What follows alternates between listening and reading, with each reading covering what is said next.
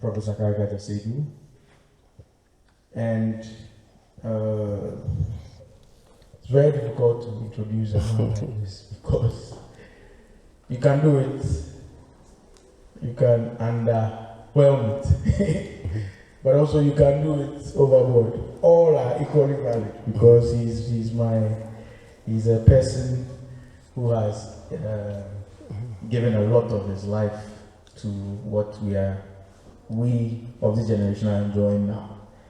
And it is through his example that, we, all of us, but I speak for myself, that I learned the values of sacrifice, of love, of commitment, and of applying oneself to one's conviction.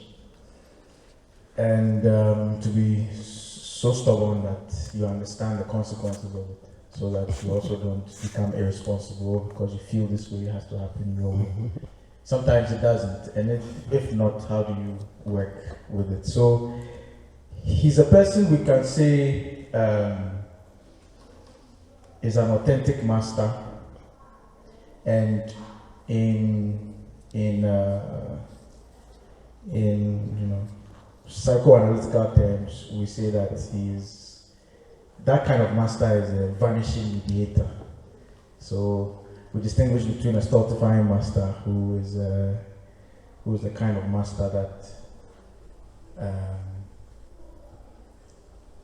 entrenches or preserves the distance, the gap that is between the non-master and them, that always makes them a master. But the vanishing mediator understands that mastery may be necessary at the moment, but it's not always necessary. Because that alwaysness is the key element. And there are moments where you have to step aside for others to flourish, or for other things to happen. And it could be what you have imagined or not. The recent edition of the 35th edition of the Ljubljana Biennale was, the artistic director was Ibrahim Mahama. Our keynote speaker was Professor seid'ōu.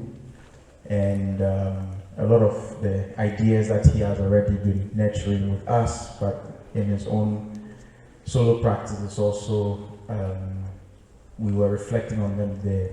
The notions of the void, the notions of non-reciprocal gifting, and other things. So it is also today, just early this morning, that we got the news, that blaxTARLINES has appeared for the second year, the Art Review Power 100, which is a list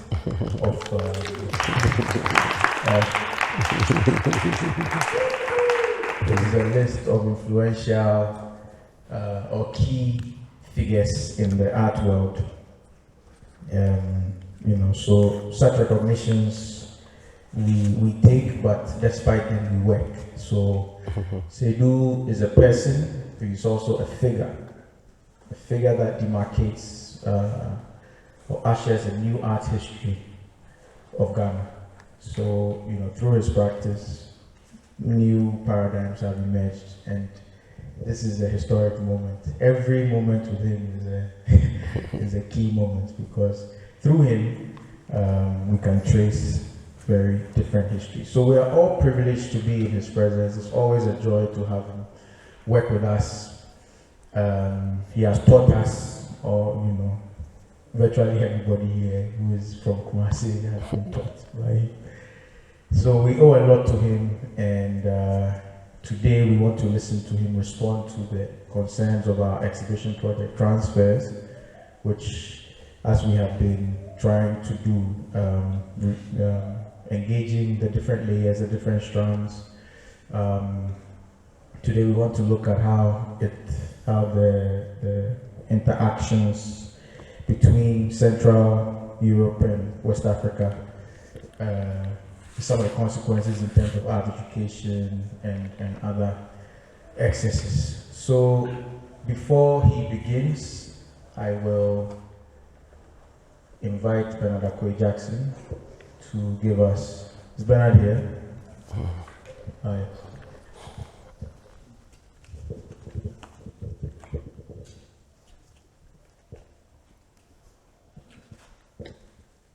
Boundaries, are they not scarce?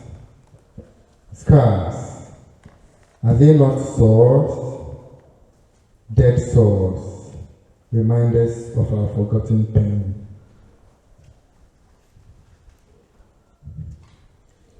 Grenzen, sind sie nicht Narben? Narben, sind sie nicht Wunden?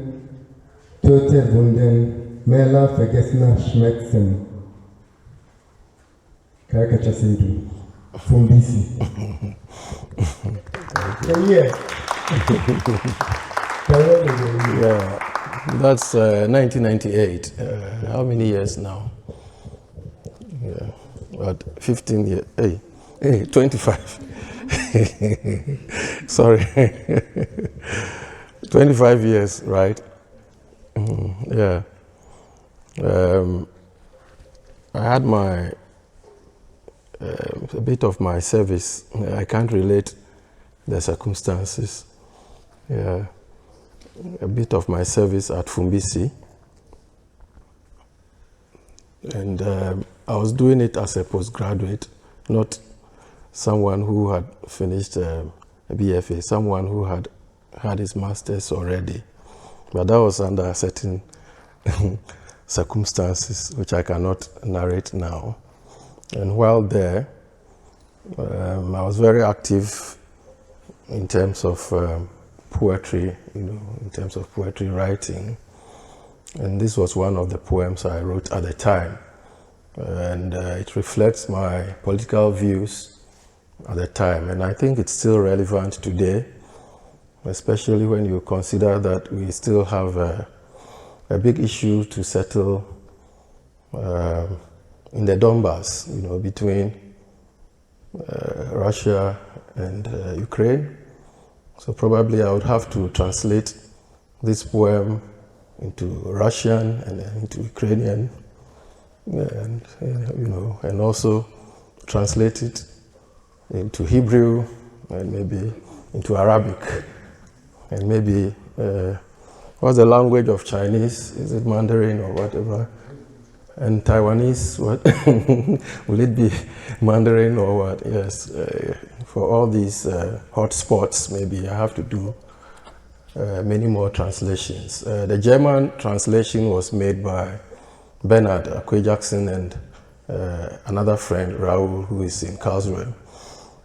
Yeah, so keep on reflecting on its boundaries. Are they not scarce? Scarce. Are they not sores? Dead sores. Reminders of our forgotten pain.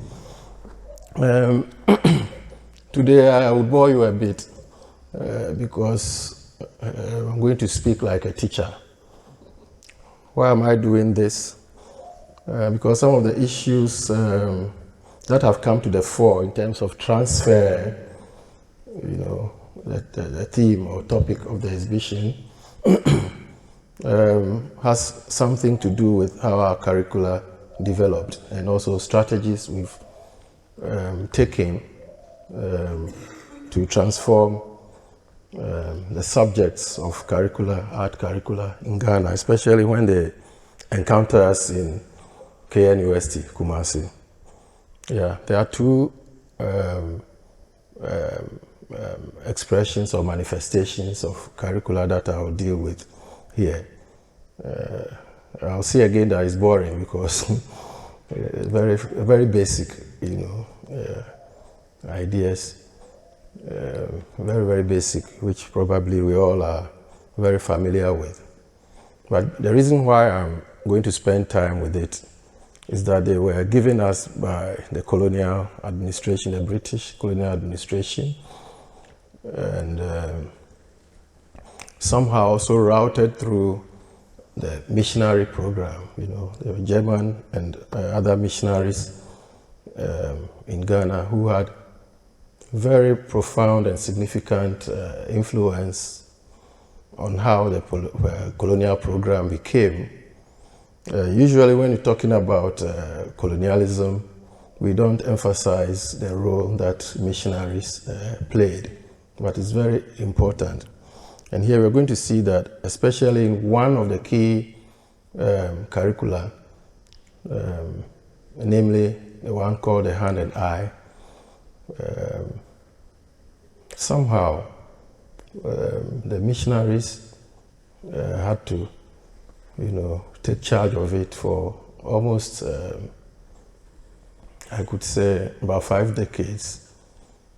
They were like a placeholder, for the British administration. The British administration didn't have much to do with Ghana's education until later, even when we were under their yoke as a colonial power. Yeah. So let me start by giving us a little timeline. The first timeline, I begin with 1844, which probably most of us know. The bond of 1844 that was signed by some coastal states, with their British counterparts. For them, for the Gold Coast natives who signed this, they were thinking about it in terms of maybe more military protection and maybe some ways to trade so that it can ensure survival of generations. But the British had a different idea. The idea was, to have central control in terms of juridical control and also geopolitical control. And in the end, this bond became the basis for the colonization of the Gold Coast.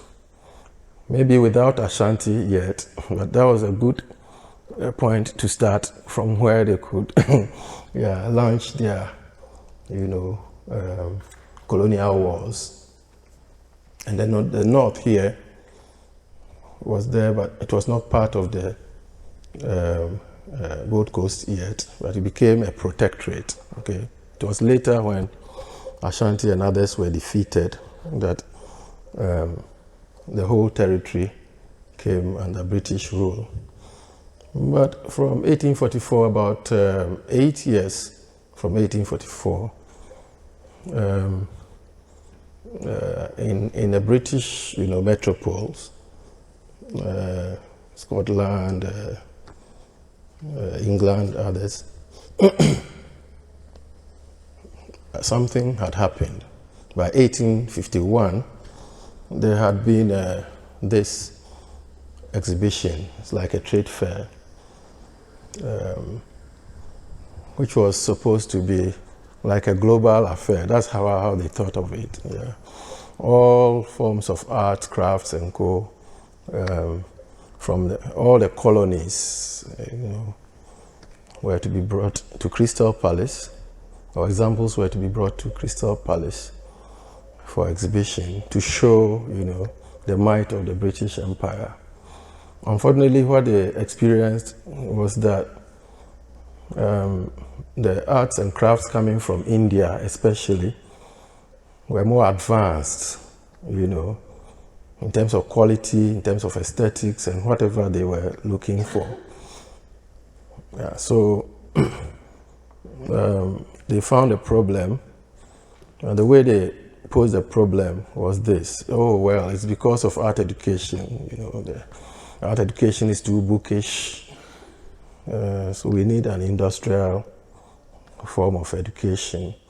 We have to train the masses so that they can fit into the industry, so that the industry can boost the economy. And I think these debates are coming again. Yeah, we are still there. Usually when such issues come, they are presented as a binary, and usually they are false binaries or false dilemmas, as if you have to choose one over the other. So this is what happened. They gained the industrial, those arguing for more vocational and technical industrial education, won the day. The key figures, but the ones I'll refer to now are Harry Cole and Richard Redgrave.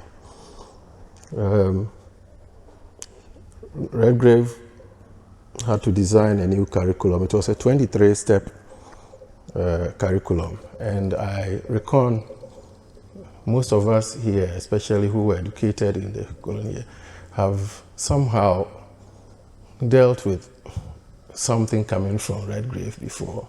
If you've ever, seen a book with outline drawings where you have to color, give the appropriate color to animals or to flower pots or something, probably you are dealing with Redgrave's, curriculum. So this curriculum was for children, okay, up to a certain age, not for adults.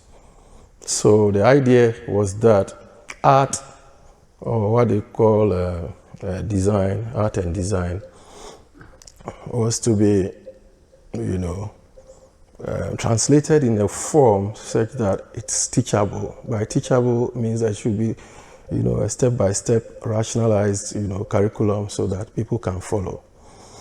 So you start by drawing freehand straight lines, and then you learn how to divide it into two halves without using maybe a ruler or any other instrument.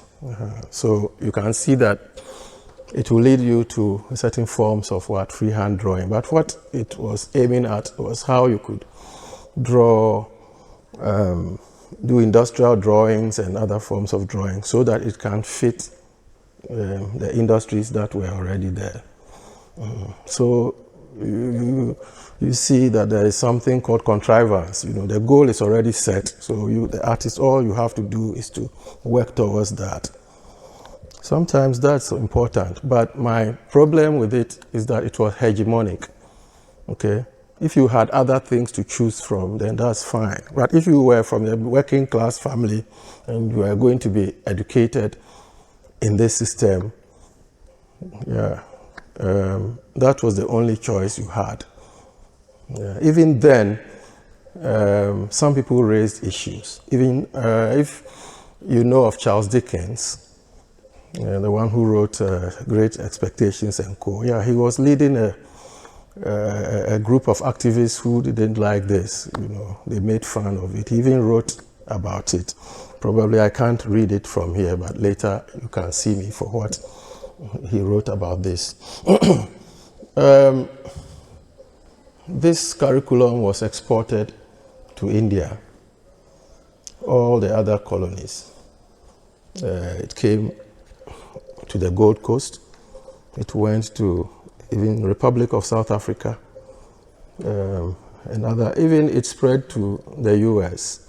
But before they could do it, they had to contact two existing curricula. One of them was from France, and then the other was from Germany. Because I'm not a German speaker, but is it Bestschule or Hochschule or whatever they call it? Yes, like a trade kind of. How do you pronounce it? Gewerbeschule, yes. Good. So that's 1852. 1851, Crystal Palace Great Exhibition. 1852, the formation of the Department of Science and Art. It was formerly at Somerset House, but this time at South Kensington. Somerset House is where we now do the 154, yes, the 154 Art Fair, African Art, Contemporary African Art Fair. Yeah, so Somerset House, South Kensington, when you hear of it, they are connected very much to Ghana, your curriculum. And many of these things I'm talking about still exist in different ways in our secondary schools and in our training colleges. Of course, in the university, We have 5 departments. I could say that only one, which is painting and sculpture, has been able to somehow, critique this and then opened the curriculum up to other influences and other trajectories. So it's still very much a hegemonic, idea about how curricula should be planned. So the reason why we focus on it is that as a university department, we take a lot of our students from the secondary schools, and probably some of them will go to the training colleges, So we have to make an intervention. We have to understand it in order to be able to evolve, a means of redirecting what students come with. Yeah, I can tell you that before a student comes to KNUST, the student is bringing almost nothing. So when you see the transformation, it always happens just there within the 4 years. The student comes with just that, clinical, just that, nothing else. So there's a lot of work to do to rechannel what students know. What we do is we don't throw away the baby along the dirty water, but we don't also throw away the dirty water at all. We make them all settle, and then we see what we can do with it. Yeah, so the same 1852 is when the British colonial administration they attempted to centralize education in the Gold Coast.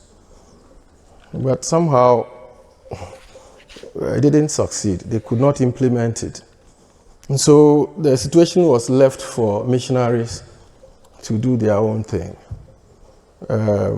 Fortunately or unfortunately for the Gold Coast, majority of, or the most significant, educational projects going on from the missionary side were led by the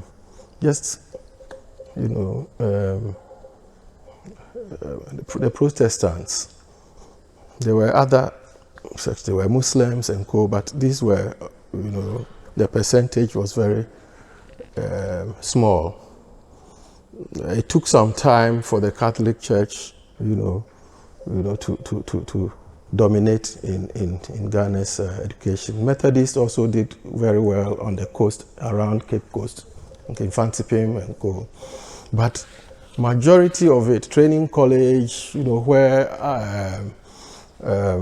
teacher trainees with sensibility for art and other things would train, most of them were these Presbyterians from a German, background. So in 1863, one Reverend Johann Auer introduced educational reforms, and he was given a free rein to influence all others, such that the middle school system that he introduced became the same structure that the British administration used until, and even it went over through independence up to 1987, when we were doing another education reform in Rawlings' time, that we were able to, push that off. This one is a visible one. What about the invisible ideas and, concepts and co that were passed on? Those ones proved difficult to reform. Okay, many of them were taken for granted. Yeah, so in 1863, these our reforms, but it was based on this idea, false dichotomy and false binary, false dilemma, that education is either, bookish or vocational. And then our was on the vocational side. Okay, so they introduced that, they implemented it. I'll come back to these statistics. Yes, but it was not until 1882 that the British administration attempted again to centralize, education under the British administration. And that's by the British Colonial Ordinance for the promotion of what? Assistance in education. And in this, they introduced a course called manual training. And look at the sexist language, don't expect something else. For boys. The 1852 one, I have to admit, made room for girls. It specified that education should what?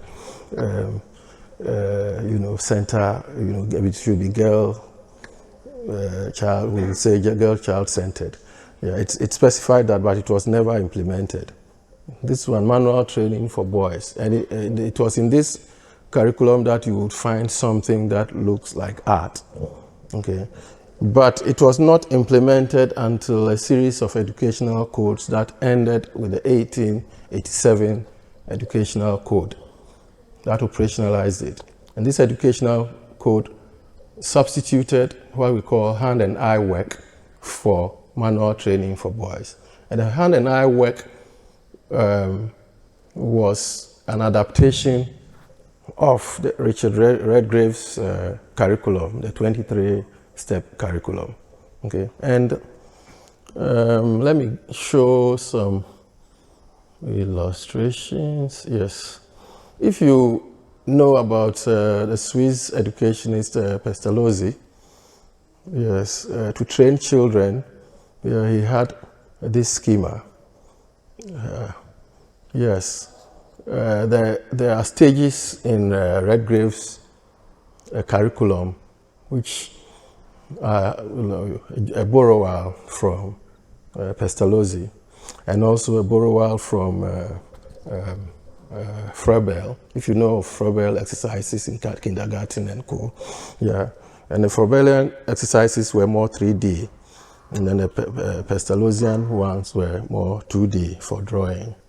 So, yes, so these line divisions, freehand drawing, line division, precision, how to use that to draw geometric objects and all that. So these are some, and this is how it appeared in the British curriculum. And then exported to America, you find William Bentley Fowles' book, Eye and Hand, being what? A series of practical lessons in drawings. And you see the same idea of division of lines and all this. And then these are some of the objects that you draw from the flat. Okay, you copy from books, not from the objects themselves, until you get to a point where you can do live drawing. So these, in a sense, these are hand and eye,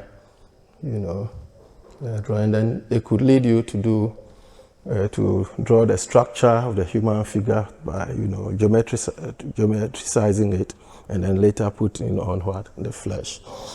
And such books are still very popular in the in the university. Yeah. But Kofi Antubam tried to Africanize it, okay, and he had it from the aesthetic of the Equiaba doll, okay, which is a doll popular in southern Ghana. So the ring neck and all. So this is it. But he was thinking that, and he writes about it. If you read Ghana's Heritage of Culture, he specifies how this should be done. Okay, and for him, there were masculine and feminine, symbols in Ghanaian conception of beauty. And from the research he had done, the circle was masculine and then the oval was feminine. And that for a body, like a female body, or for a male body, you need both the circle and then the oval. You know, he talks like a Pythagorean in that book. So when you get it, you read it. And so this is how the female body would, according to him, for the Ghana's heritage of culture, this is how, you know, it should be rendered as a structure before, you know, the flesh can cover it. Yeah. Yeah. There is much to learn from this, but and then another source for hand and eye work is what we call the sloid. The sloid is from the Scandinavian, you know, countries. Yeah. And part of the sloid had to do with learning by activity. So you might be planning, you might be, yeah, and all these I think are important to learn. But learning by activity already was here. Okay, that's Osebonsu, the famous carver for the Asante Palace. Yeah. And these are some of the umbrella finials that he carved. You see how he's using the adze to block it, and see how the sloid illustration shows how, you know, to use the axe, you know, and all that. So all these were here, but let me quote something from this man, G.A. Stevens, George Alexander Stevens, who had been posted to come to the Gold Coast to teach, and he taught the hand and eye at the Accra Training College. I think it has a different name now. It's still there. Accra Training College, maybe. Accra University College of Education there. I don't know, yes. That used to be there. So it became worker. Okay. It's now part of University of Ghana.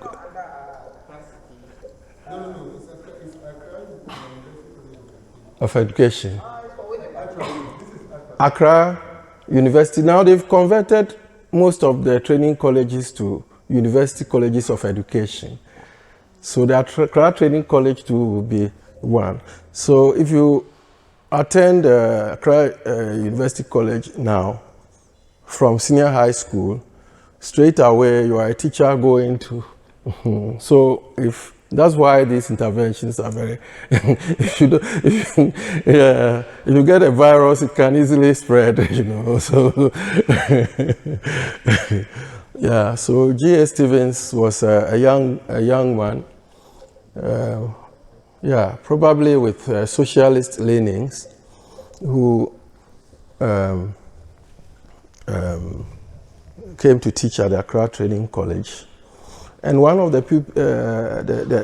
pupils there, or the students there at the time, was our own president, Kwame Nkrumah. So Stevens was about 25, 26 years old. Kwame Nkrumah too was in his 20s. They became friends. And Stevens was coming from a different tradition other than the hand and eye tradition. He was a friend of Roger Fry. And those who know Roger Fry know that Roger Fry was in the circle of the post-impressionists, who were somehow primitivists, like they were interested in art from so-called primitive culture, from Africa, from India, from and they were also much more in the so-called fine art, you know, tradition rather than the design tradition. Yeah. So he came with his own prejudices against, you know, the hand and eye. So the department in Accra Training College is what moved to Achimota. Okay. So the training college students moved to Achimota to become the Achimota Training College. And when he got to Achimota, he changed the curriculum. And what he introduced that maybe is important to us is the fact that he was teaching Nkrumah and the rest African art. Okay, he introduced them to West African art, he introduced them to Persian art, he introduced them to, art from all over the world. His own work might not be that impressive, but probably he was a good teacher. He was still a colonial under the colonial administration, but at least he was different. You see, the colonial project is conflicted. It's not very homogeneous. Okay, you have some of the colonial, some administrators on certain issues.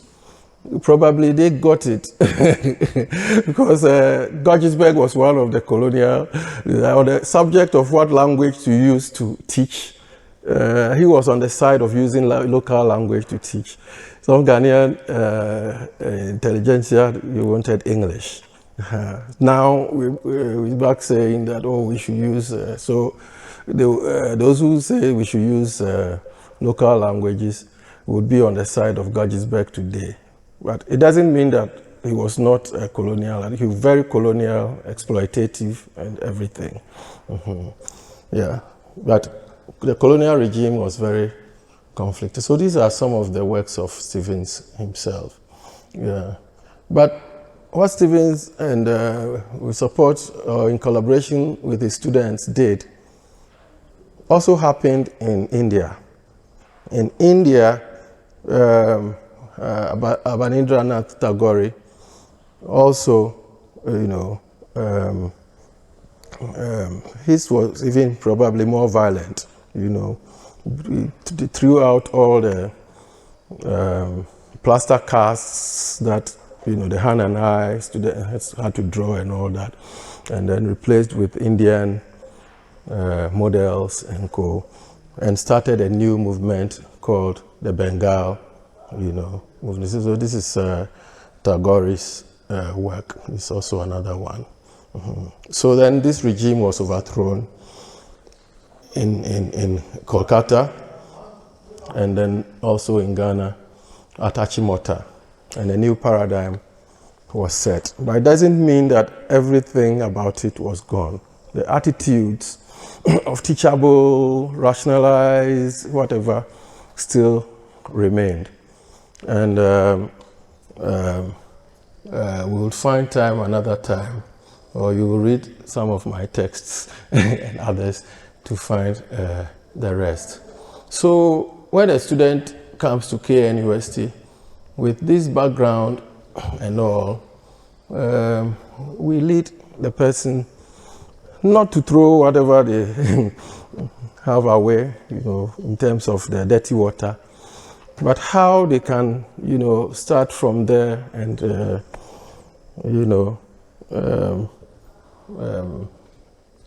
multiply it or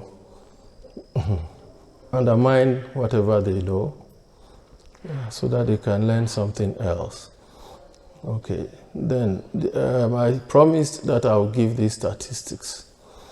Before World War I, all principals of the Cropon Seminary were German, and the Cropon Seminary is where most of the teacher trainees pursuing art or going to teach art to the next generation, most of them were trained here before World War I. Okay. Music and all that. The British had left everything to, to missionaries. Yeah. And then of the 9 principals you can count from to the World War I, all of them came from the, again, I need help, Wittenberg, yes. Then one had come from Hessen.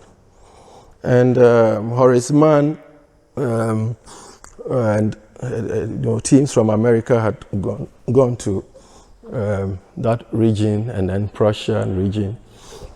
Even later, Wittenberg became part of Prussia. Yeah, and saw, the drawings of children. And one thing they remarked about it is handwriting. that their handwriting was what? Perfect, cursives and all that, yes. All these were taught, very good handwriting and all that. They were taught at the Akropong Seminary. Even if you were going to be just a priest, you needed to know some music, you needed to know some weaving, you needed to know all this, yeah. Now, I titled the work, the presentation, using 3 keywords: the visible, the hidden, and what? The absent. Yeah. It's like psychoanalyzing a curriculum. If you encounter a curriculum, there are things that you'll see: timetables, notes of students, what the teacher is teaching and whatever. That's what we call the explicit curriculum. That's the visible. So, yeah, that seems like what you intend to teach. But then, there are also things maybe you may be intending to teach that will not appear in this explicit curriculum. Or even if you don't intend it, by the way you teach it, it's implied that this is what you want to teach. Yeah. There's also the null or hidden curriculum. By choosing to teach this, then you don't teach that. So the students will miss that.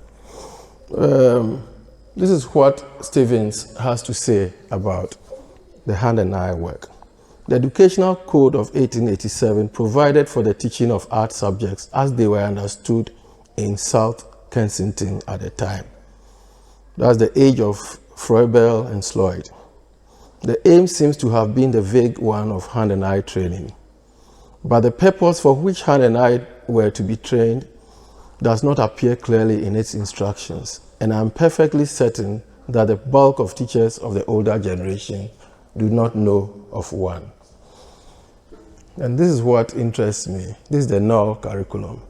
The code was drawn up as if there were no indigenous arts in the country at all, whereas these were in a much more flourishing condition than they are today.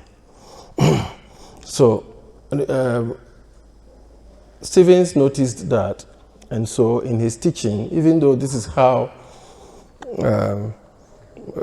he himself painted, he was teaching the students more than he knew.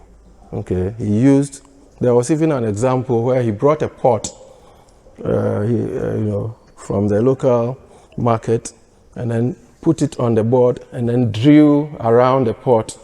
And then when he removed the pot, it was a perfect circle. And then the students shouted, "Hey!" It's something like that. All these are recorded, so you'll see. So he did all that. So it inspired something in some of the students. But when you read Stevens' own idea, he still had this E.B. Tyler social evolutionist idea that, okay, yes, given time, they will get there, from savagery to, what do we call it, civilization. So it was a means to an end to be civilized one day. But Nkrumah and Co. took it that, yes, this is it. And if you follow Nkrumah's development in terms of his schooling and all that, when he went to the US for further studies, one of the topics he used to write pamphlets about was the significance of African art. And this is recorded in June Mill's biography of Nkrumah. Yeah. Then when you read Conscientism too, you'll see certain passages where he writes about art, and the way he writes it shows that he knew what he was talking about. He really knew what he was talking about. Otherwise, he couldn't have written it in the way he did it. Yeah. So before Nkrumah became president of Ghana, he already had gone through some apprenticeship in the art field. He wanted to use film and all other means, as part of the means to govern and to transform society. And then Kofi Antubam, the one who drew this, became like the state artist. So if you you had the opportunity to visit the old Parliament House, you would see a lot of the work that Kofi Antubam executed for the state. Yeah, so this is one of the, Hand and Eye is one of the colonial liabilities that we dealt with, but we are still dealing with today in terms of the attitude towards what an artist could do. Yeah, and these are examples of Osei Bonsu's work, which could have been our Sloyd here. You didn't need to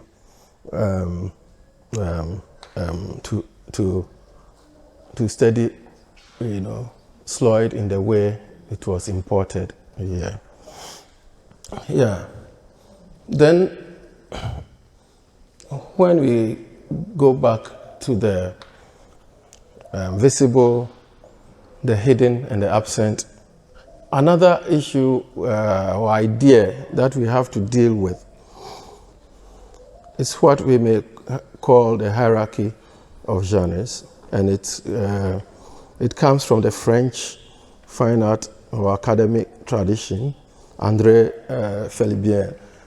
Maybe, I don't know, I can't speak for certain parts of Europe, but in Ghana it is still important, because every timetable you see, you see majority of these in the timetable, and there's a hierarchy of values that they assign to it. You see that when it comes to life drawing, particular teachers have to teach it. I remember my experience when I became a lecturer at KN University. When my head of department saw the first set of life paintings my students painted, they took it away from me the next semester and gave me more safer courses. And the safer courses are what helped, establish what blaxTARLINES has become today. I was given philosophy. As for philosophy, well, experimental drawing. As for that, people can go and fool there. But the sacred courses, okay, life drawing and co, no, I was kept away from them. And Nigerians are our younger brothers and sisters, so we tease them a lot. I'll say in the pseudo-Nigerian, where I took opportunity of the chance, converted experimental drawing. Philosophy even became a practical course where we could do curating and everything. Every artist I was teaching had to curate their own, work. And so by the time we graduated the first group, we already had as many artists as we had curators.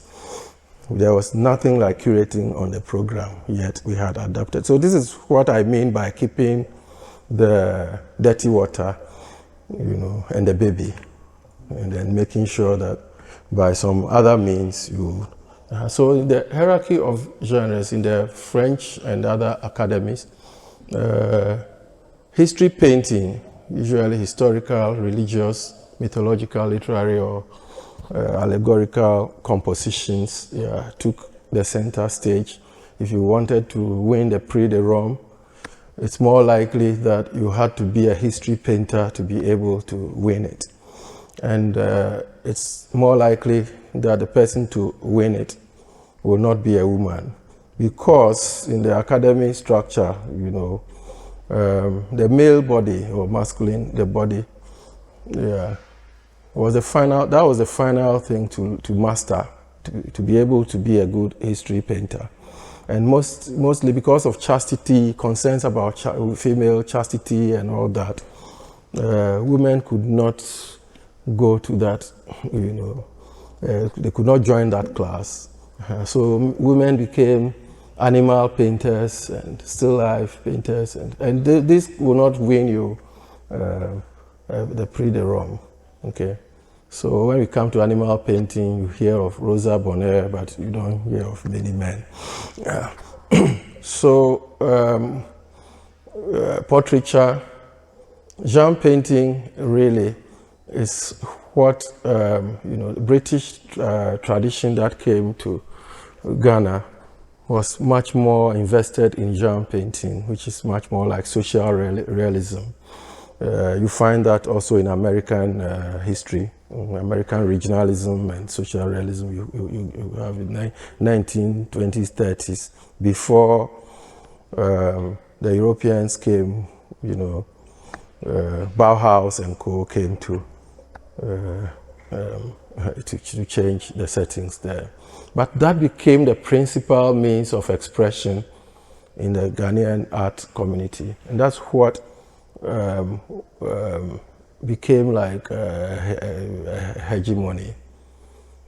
And the argument was that if you painted what people already understood, then it could reach out to more people and all that. Yeah. Portraiture is also very popular, in Ghanaian traditions, and you see Amwakubuafu and Co, pushing it still. And then landscape painting, you couldn't see much. It was done as part of the curriculum chore, but people hardly practiced pure landscape. Usually it would be a form of genre painting, but with more, like maybe canoe people, fishermen, with canoes and Co. These became very popular in our galleries. If you went to the Loom and the Artists Alliance and Co. But in the curriculum, you will see most of these. What you wouldn't see easily is animal painting, but still life, landscape painting, genre painting was usually called imaginative composition. And that's the market scenes and Co. And then portraiture, which is also tied to life painting. And then your project work, which would be a mural or something like that, and history painting. I've already talked about this. The cultural evolutionists, anthropologists of the 19th century usually had this unilinear idea that human society developed from savagery to civilization, and that Europeans had already got there, and then those others are, either in the middle or down there. Yeah, so if you found yourself maybe painting still life in the academy, it's likely that your value would be like a savage or a barbar, because you would not easily win a prize. Okay. Yes, but we let all these things stay. What you find is that in terms of a hidden curriculum, what you are not told is that it is medium-centric. It has to be a certain specific medium and even probably style. I don't think that it's easy to, use a palette knife, and impasto and Co. in an academic tradition. So it comes with all that baggage. But you are not told, but it is, you find yourself. Another hidden curriculum is that it has to be artisanal. You cannot use a machine to help yourself do it. You have to show. That's why you go through all the rigor. Okay, drawing from plastic, from flat, drawing through the plaster casts, and then coming to maybe the woman's figure, and then coming finally to the male body and all that. Yeah, and the mythologies and Co, the histories and Co that that was in the academy was the Eurocentric one. Of course, you can change it. There's also affirmation of class and social, status. Those who appear in successful history paintings up to a point had to be from a certain, social class, economic class. If you were a pope, yes, or if you were a hero in a story or whatever. And usually only few women became heroines. Okay, usually women are witches in the stories. The men are the heroes. So you see much more of men, being celebrated. And here I'm talking about white women. So what about black women? You are nowhere near. Yeah, so these are some of the things you would not be told when a curriculum is being handed down to you. But these are hidden in it. It might either be intentional or non-intentional, but this is what it is doing. There was elevation of life drawing above all else in terms of what we called scale, okay, the skill set. An ideal human form was the nude male body. Misogyny, I've talked about it, and you see that it's difficult to have in-betweens. History painting remains history painting and all that. And it's also not exhaustive. There could have been more. And in this typical, academic class of life drawing, so you can fill in the rest. It also comes with its own exhibition style, okay? Especially when it came to the, when to give the prizes and all that. The exhibition, or the salon exhibition, was somehow like this. And you see how the paintings have been packed close together, and there is also privilege given to certain forms of paintings, okay? I'm sure if you did still life, they'll put it yeah, so this is, yeah. So that's what is behind this, curatorial style of what we call the salon hang, okay? And you see it in, interior decoration as well as in exhibition spaces in museums and co. But in West Africa too, there is the salon hang, especially for galleries that we have known all along. I'm not saying this to discredit them, but maybe for economic reasons, for, to be able to show more, for very pragmatic decisions. This is Nike Art Gallery from Lagos. So when you are educated and also you go to the public, space, and this is all that, there's a certain hegemony, is instilled that you don't see. And your ambitions will be shaped by the boundaries of what you have been, brought up in. So this was our situation in Ghana, and has been our situation.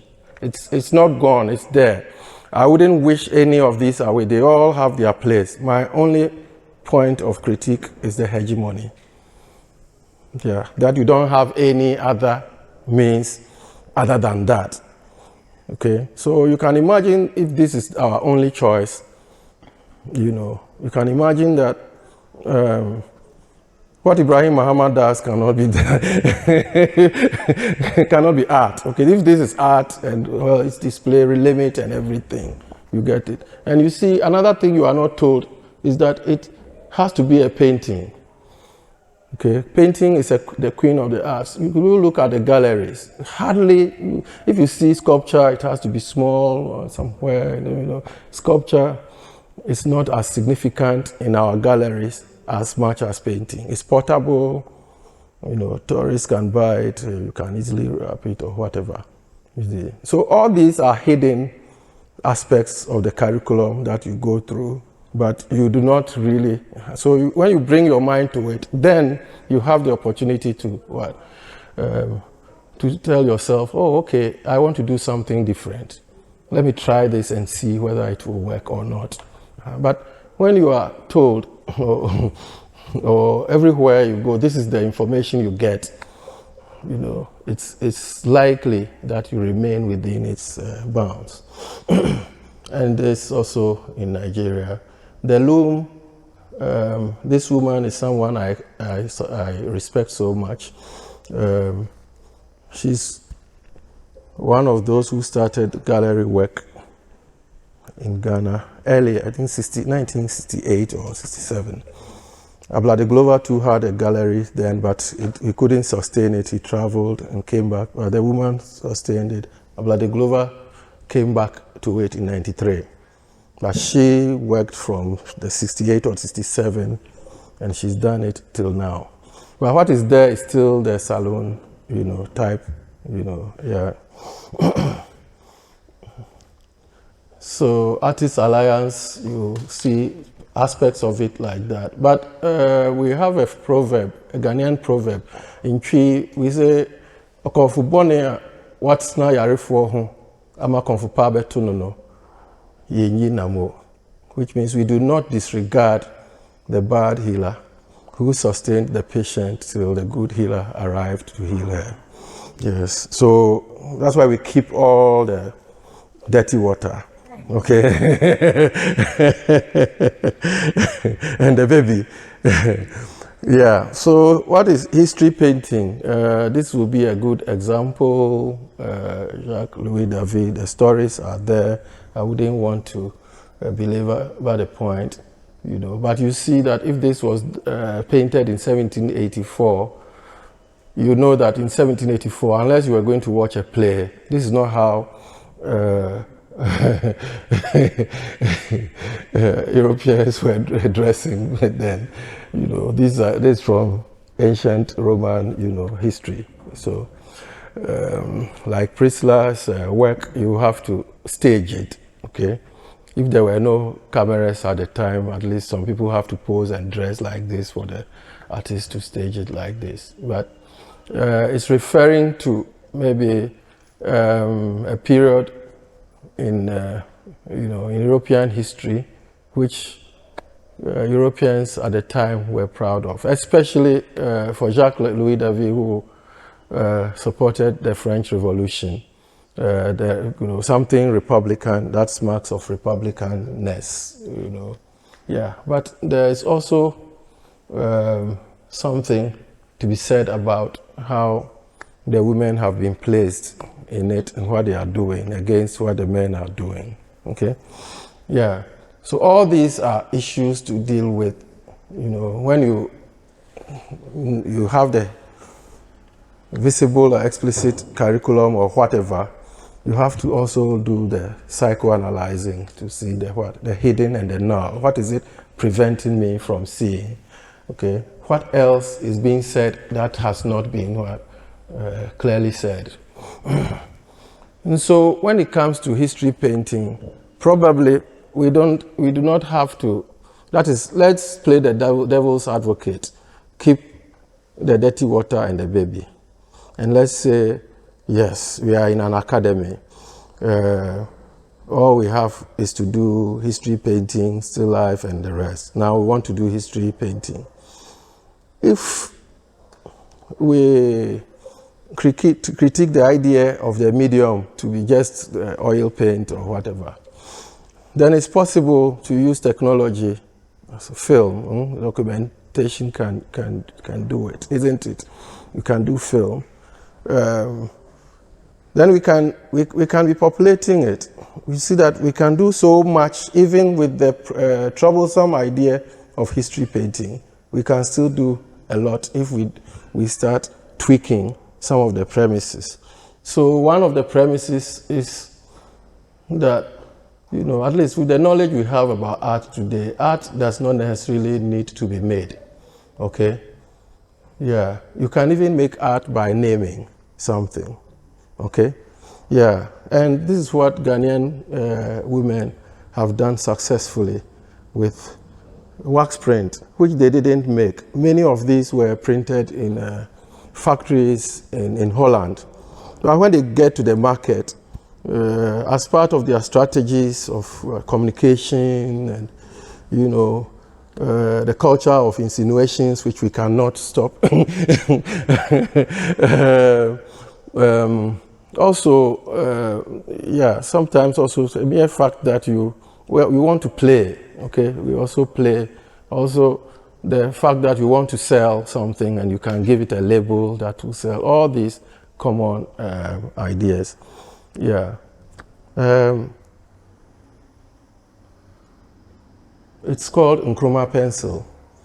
And this tells me that maybe it's during the time Nkrumah was in power that this naming came about.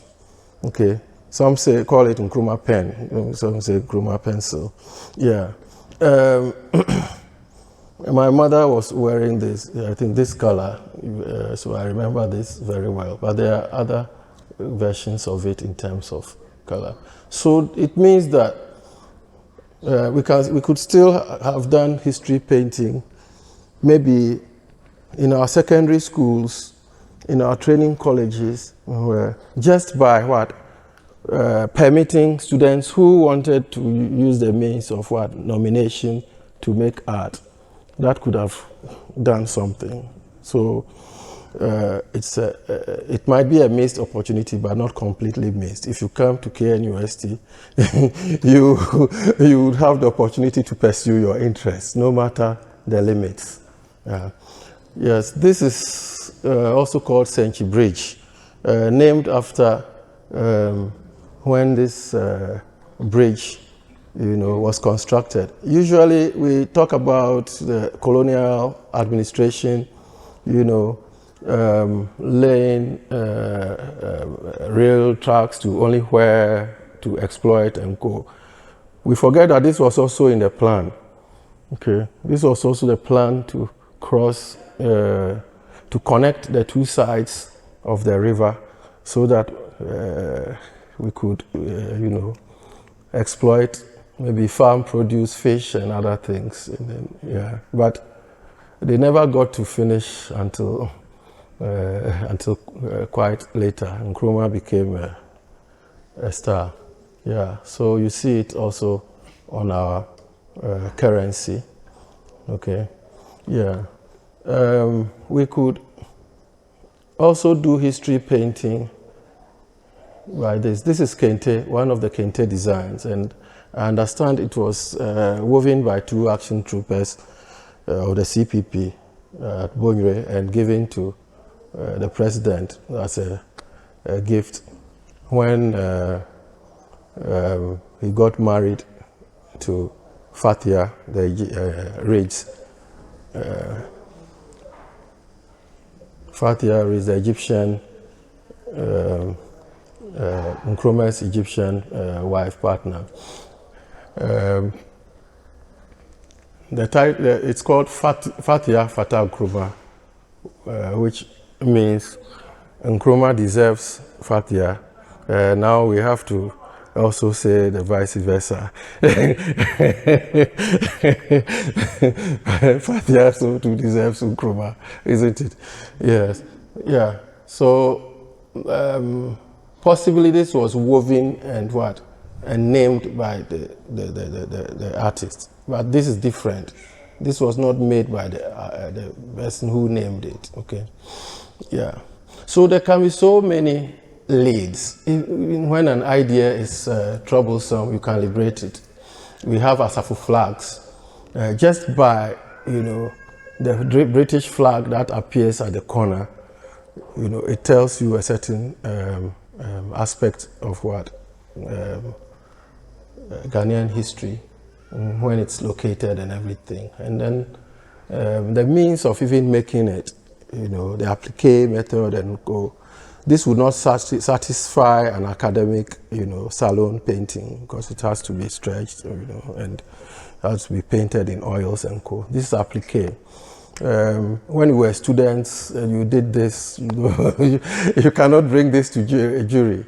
So you can imagine how many women who would have been interested in, or already had a skill like this, and would have been interested in using it to maybe articulate an idea, and were never you know, we're never told not to do, but you couldn't do it, okay? Yeah, so it's about also creating the conditions, the democratic conditions for all these things to happen, yeah.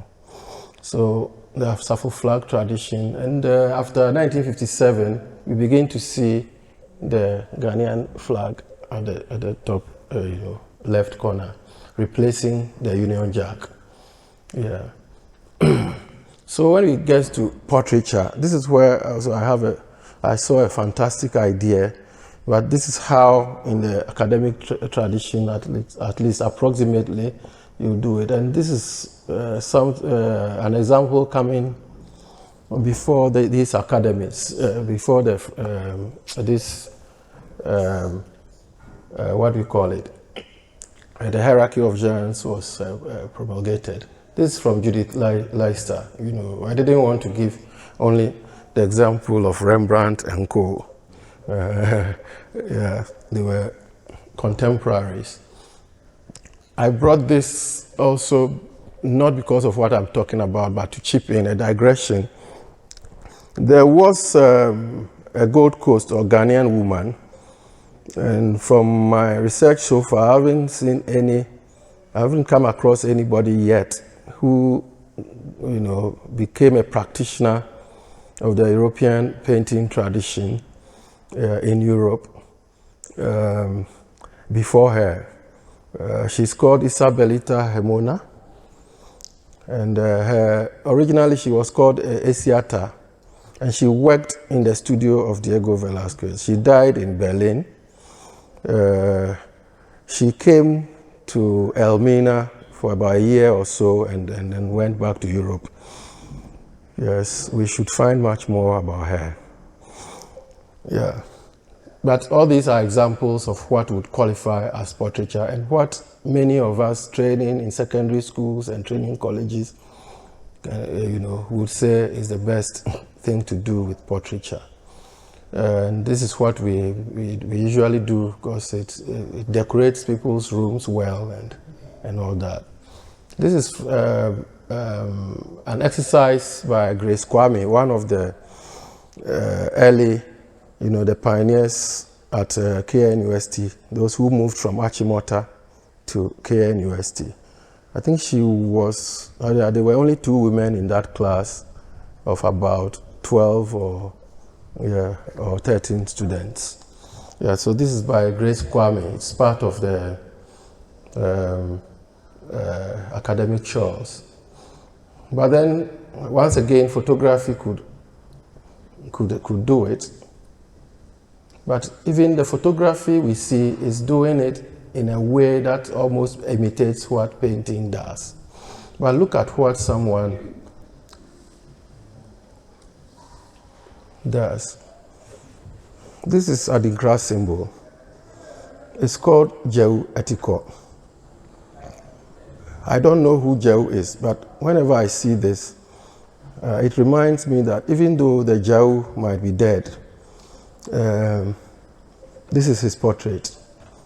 And what fascinates me is that it's a portrait from the back of the head.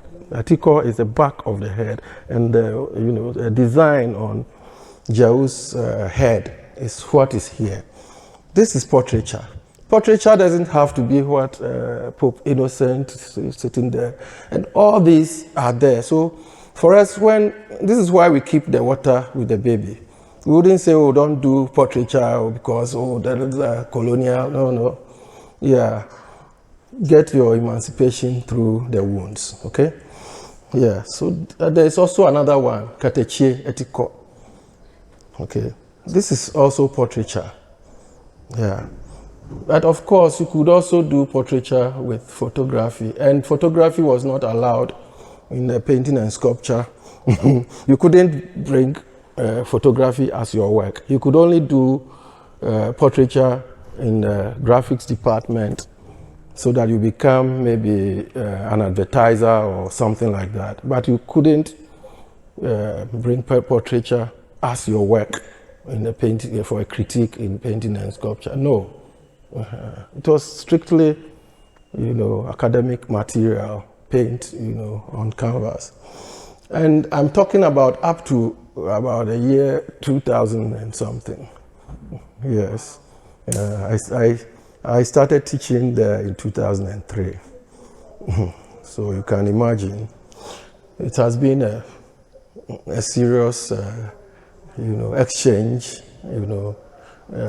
So this is also historically important because Kwame Nkrumah commissioned Paul Strand, who is, in the class of Edward Weston and Co. in modern photography, to come to Ghana and make a kind of portrait of Ghana.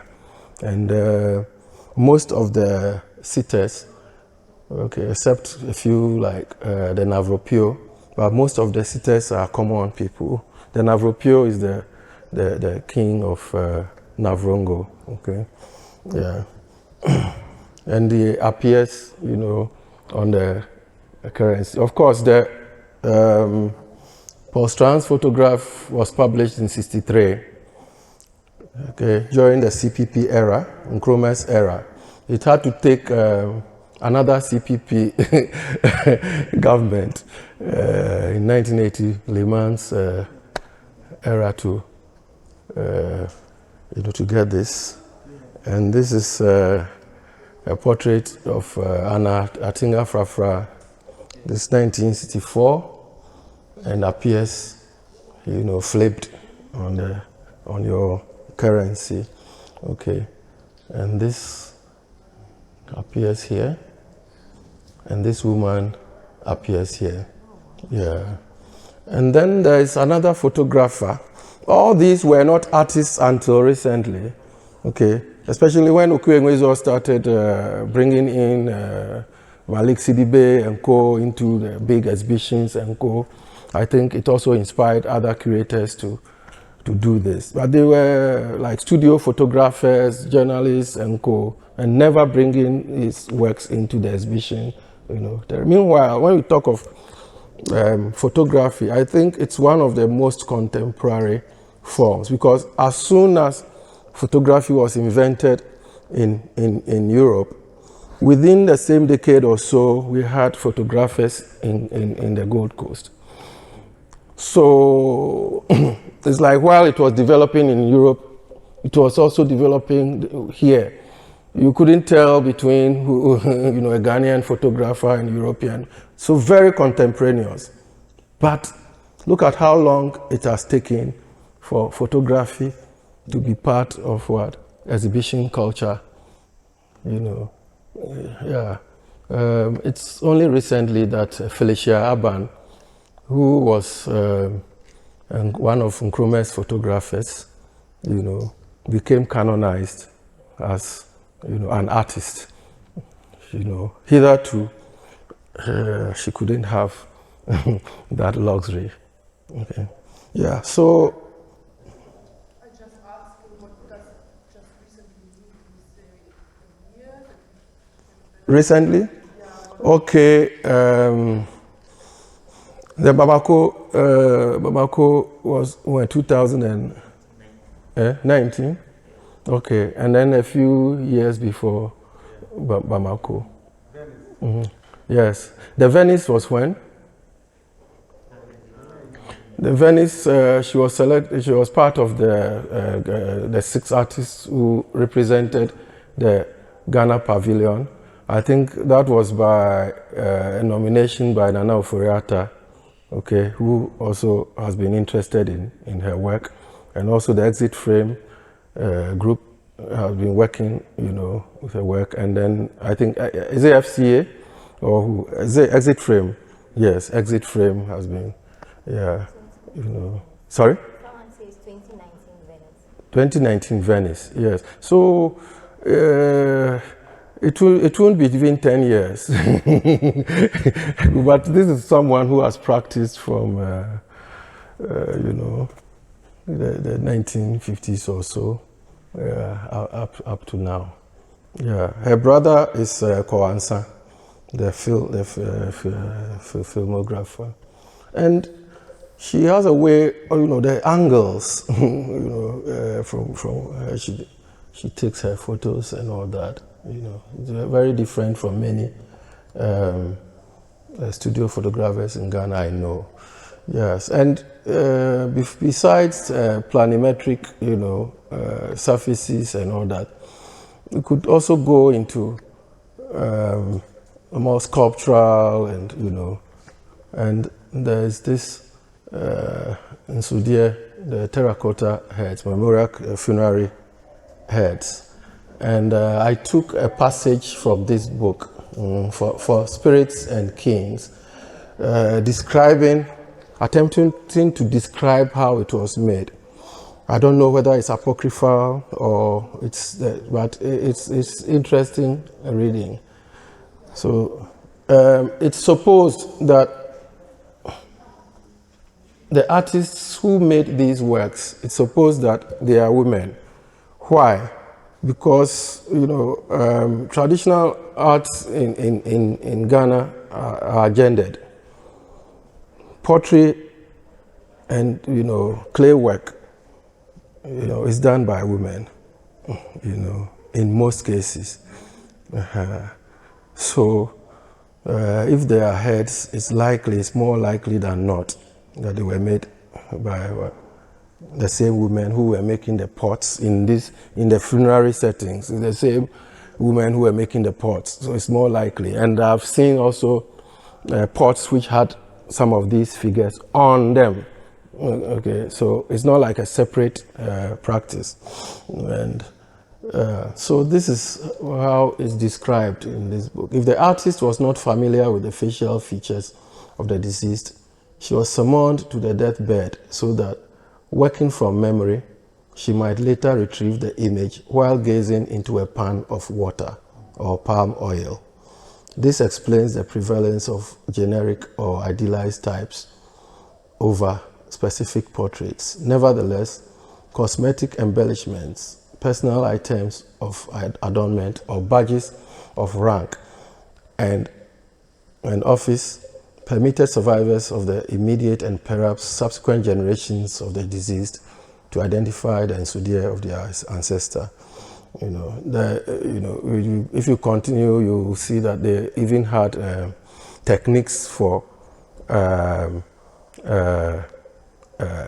complexion and other things. Okay, and then you even see the geoetico, which I showed. Something of that sort is described here. Distinctive, at the beginning of the 20th century, it was the fashion for male elders at the courts of paramount chiefs to trim their hair into figured patterns and to shave the remainder of the scalp. Okay, so this is like the geoetico I showed. Okay, yeah. So all these are, you know, part of the null curriculum, what you couldn't learn because you cast your gaze on something else and then you couldn't see what was behind you. Yeah, so we have all this. We come to Jean painting, which I say the British educational system affirmed. Okay, yeah, G.A. Stevens and all they were doing Jean painting, you know, most of the time. So you see the Achimota group, you know, those who graduated from Achimota, Sihine and Tubam and Co, you know, coming from that tradition. There's much more we can do with social realism. I don't think we've explored it, you know, comprehensively yet. So there's a whole legacy of social realism that needs to be revisited. And if you study the museum collection from the 1950s to the 1980s, you see that social realism is the most dominant, you know, practice of Ghanaian artists. Yeah, and it also appeared on relief, you know, carvings, and also especially in traditional sculptures, you see it on linguist staffs and Co. But when it comes to the modern, you know, artists who uses cement and other things, we are interested in a single figure. We are not interested in the group. That is also coming from a certain legacy. Okay, single narrative, single figure representing that. But you see, this duo, Emegwebe, the Ivorians, Nicolas Damas, and you know, you see what they've done. And one distinction is that when you come to Kumasi, we've kept a number of, you know, sculptures from the old tradition. You will not see one paint on any of them. Meanwhile, we have a tradition of Asafu, Posuban, with, you know, exquisite coloring and all that. You know, but you won't see one. And you don't know who told the student never to touch, you know, sculpture with paint. And there is one in front of the blaxTARLINES. You know, I was told that was done by, or made by Anatri, but I took Anatri there, and he said it was made by his classmate. So at least the person who told me was somehow right. And that would mean Anatri too would have his version somewhere. And none of them, you know, from the 1960s when Anatri was, you know, studying up to the 2000s, you see. And so you see that there is some structural thing at work there.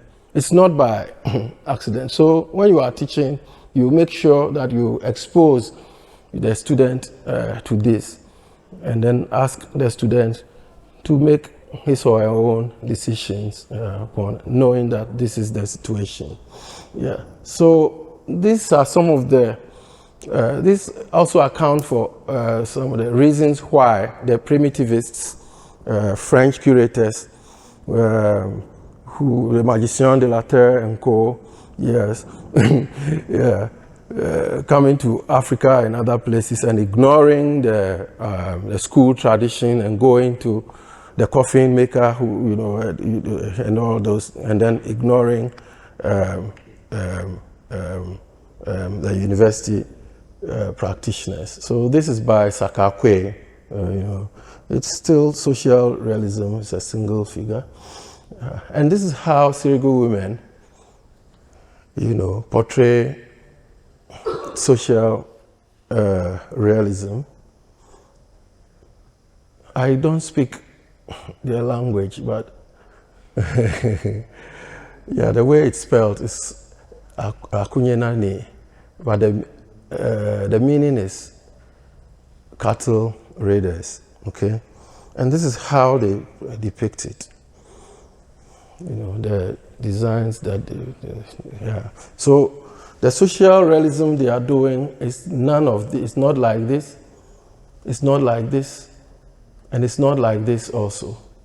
You see, there's a different idiom, but it means the same thing. So there could have been a multiplicity of directions, even if, you know, you had this troublesome, you know, format as your curriculum. Then I come to still life. I've jumped landscape and things. I want to cut things short. Yeah. Still life, usually, in the Eurocentric textbooks we have, we go to the golden age of the Dutch golden age and all that, and we'll see all this. And then also in the modernist, post-impressionist. But you also come to our good old Adinkra. I'm just using this for now. Now I think from here you'll see examples all around, in the market, everywhere. Yeah, the good old Adinkra is there. This is still life. It is the ram of the horn of a ram, not a ram of a horn. and this is Duafi, which is wooden, what do you call it? Comb, isn't it? Okay. Even you can do still life by naming, like the way the women who sell have named this as what? The tortoise shell, isn't it? So whenever I see this, whether it looks like tortoise shell or not, tortoise shell, fine. And then Seid'ōu again, they have this very familiar, design called wazasi. It's a broken calabash. Okay. Yes. Now, the same still life can be interpreted also in other ways. And here I show the work of Tracy Thompson, which was exhibited, I think, in the adjoining room. Or where? It was there. Yes. This is still life. It's using the language or material or whatever. It's using still life and mediating it through another language. What is there is tuozafi, which is fermented corn, Tom Brown, which is roasted corn porridge, wheat flour, fermented cassava flour and gari, which is cassava grain. Yeah. So what is there?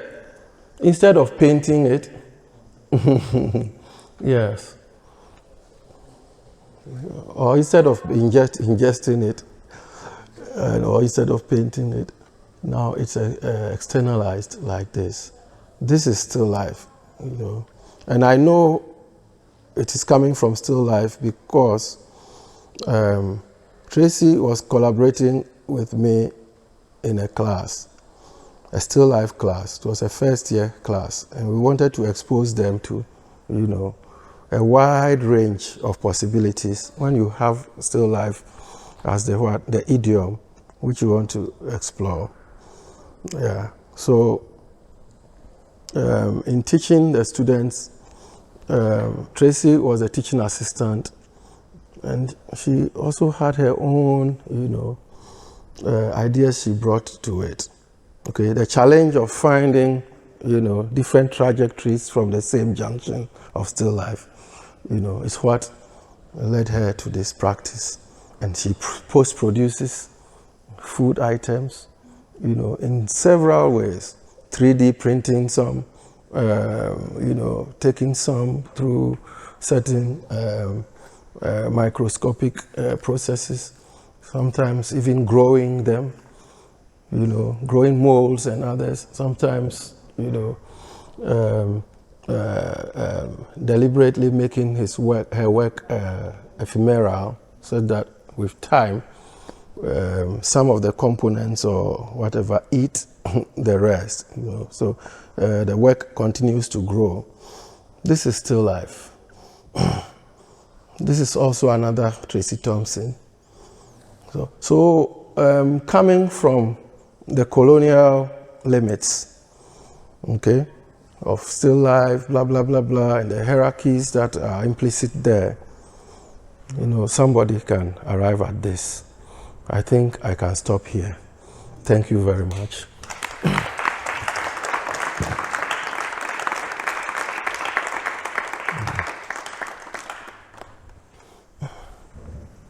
Thanks, Gary.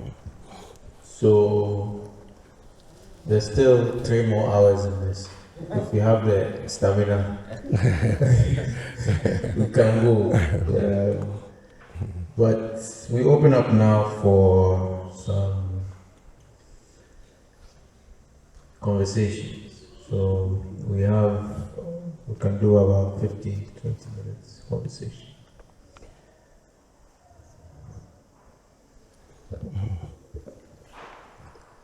Thank you so much for, I feel like I've missed a slice of my education some years ago.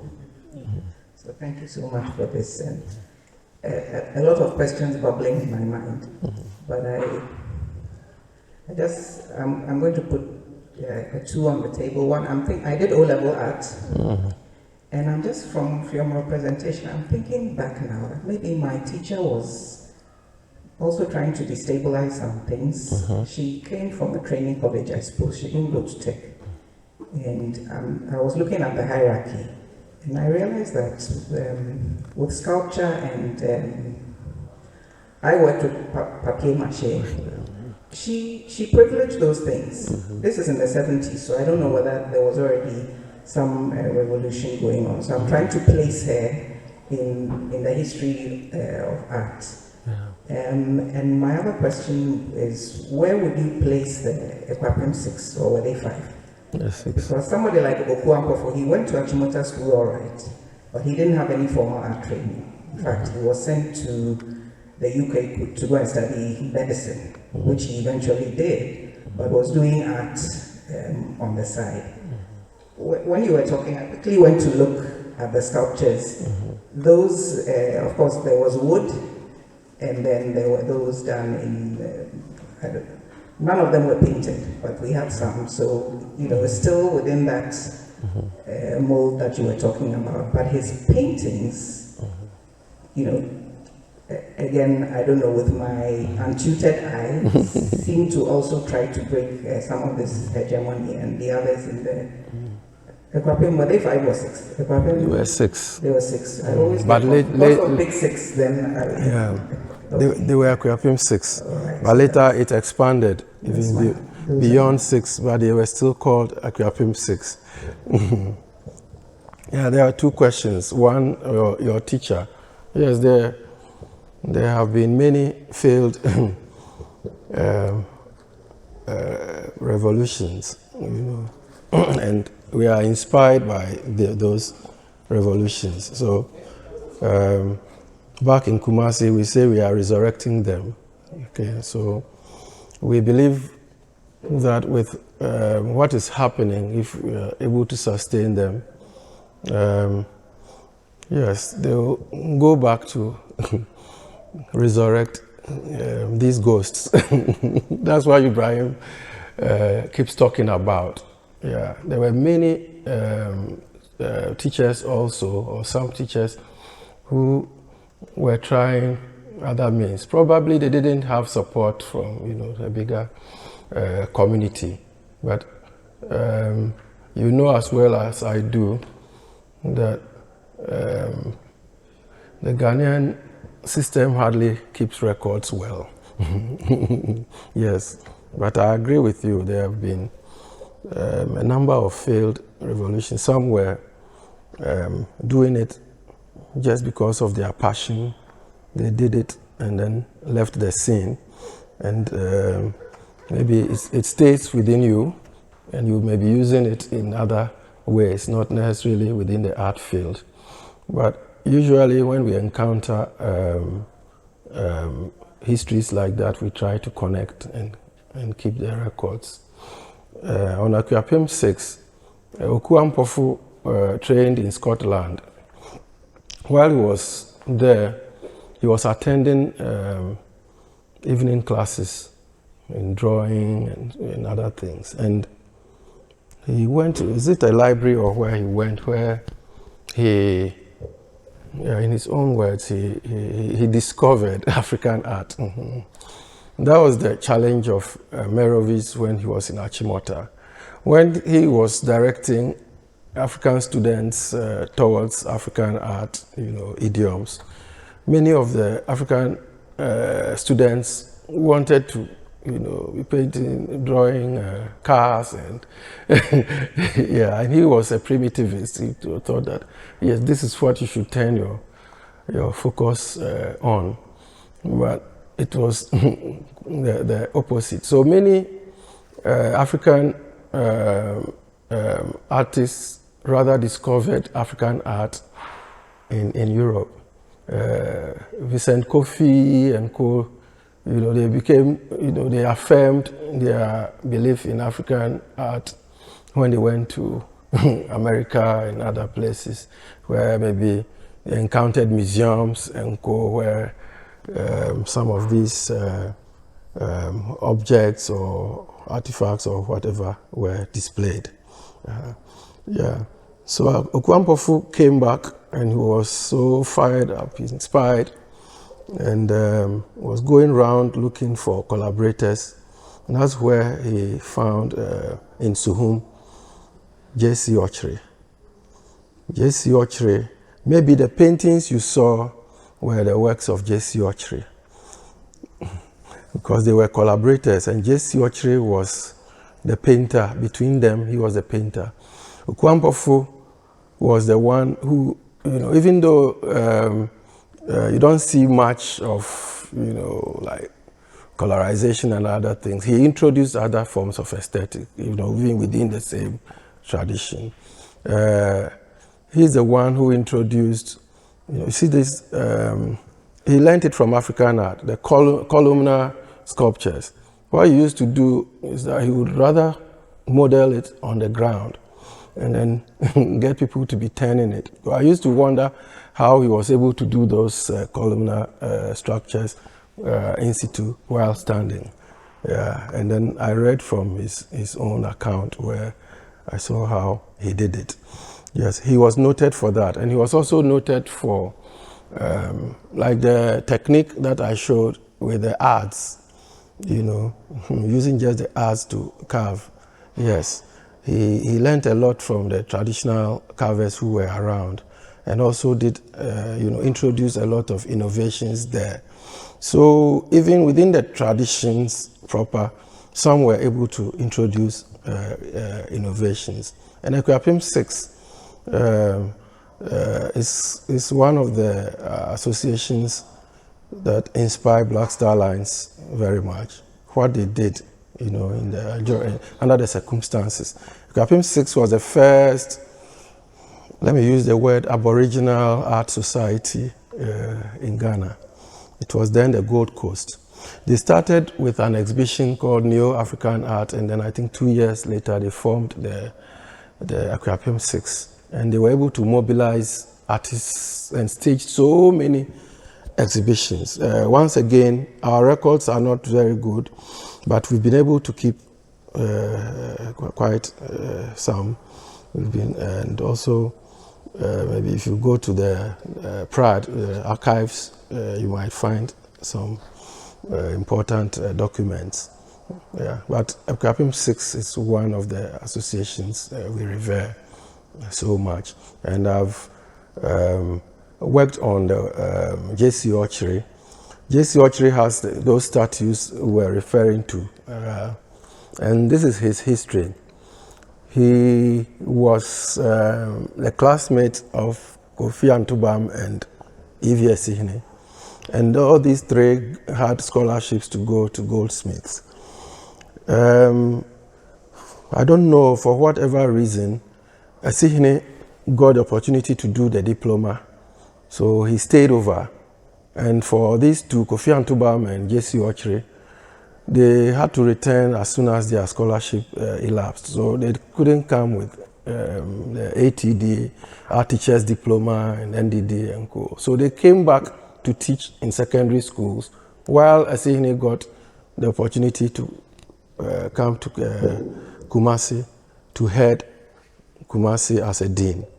So this is what separated them. So later, J.C. Ochre wanted a degree, so he came back to Kumasi as an elderly man.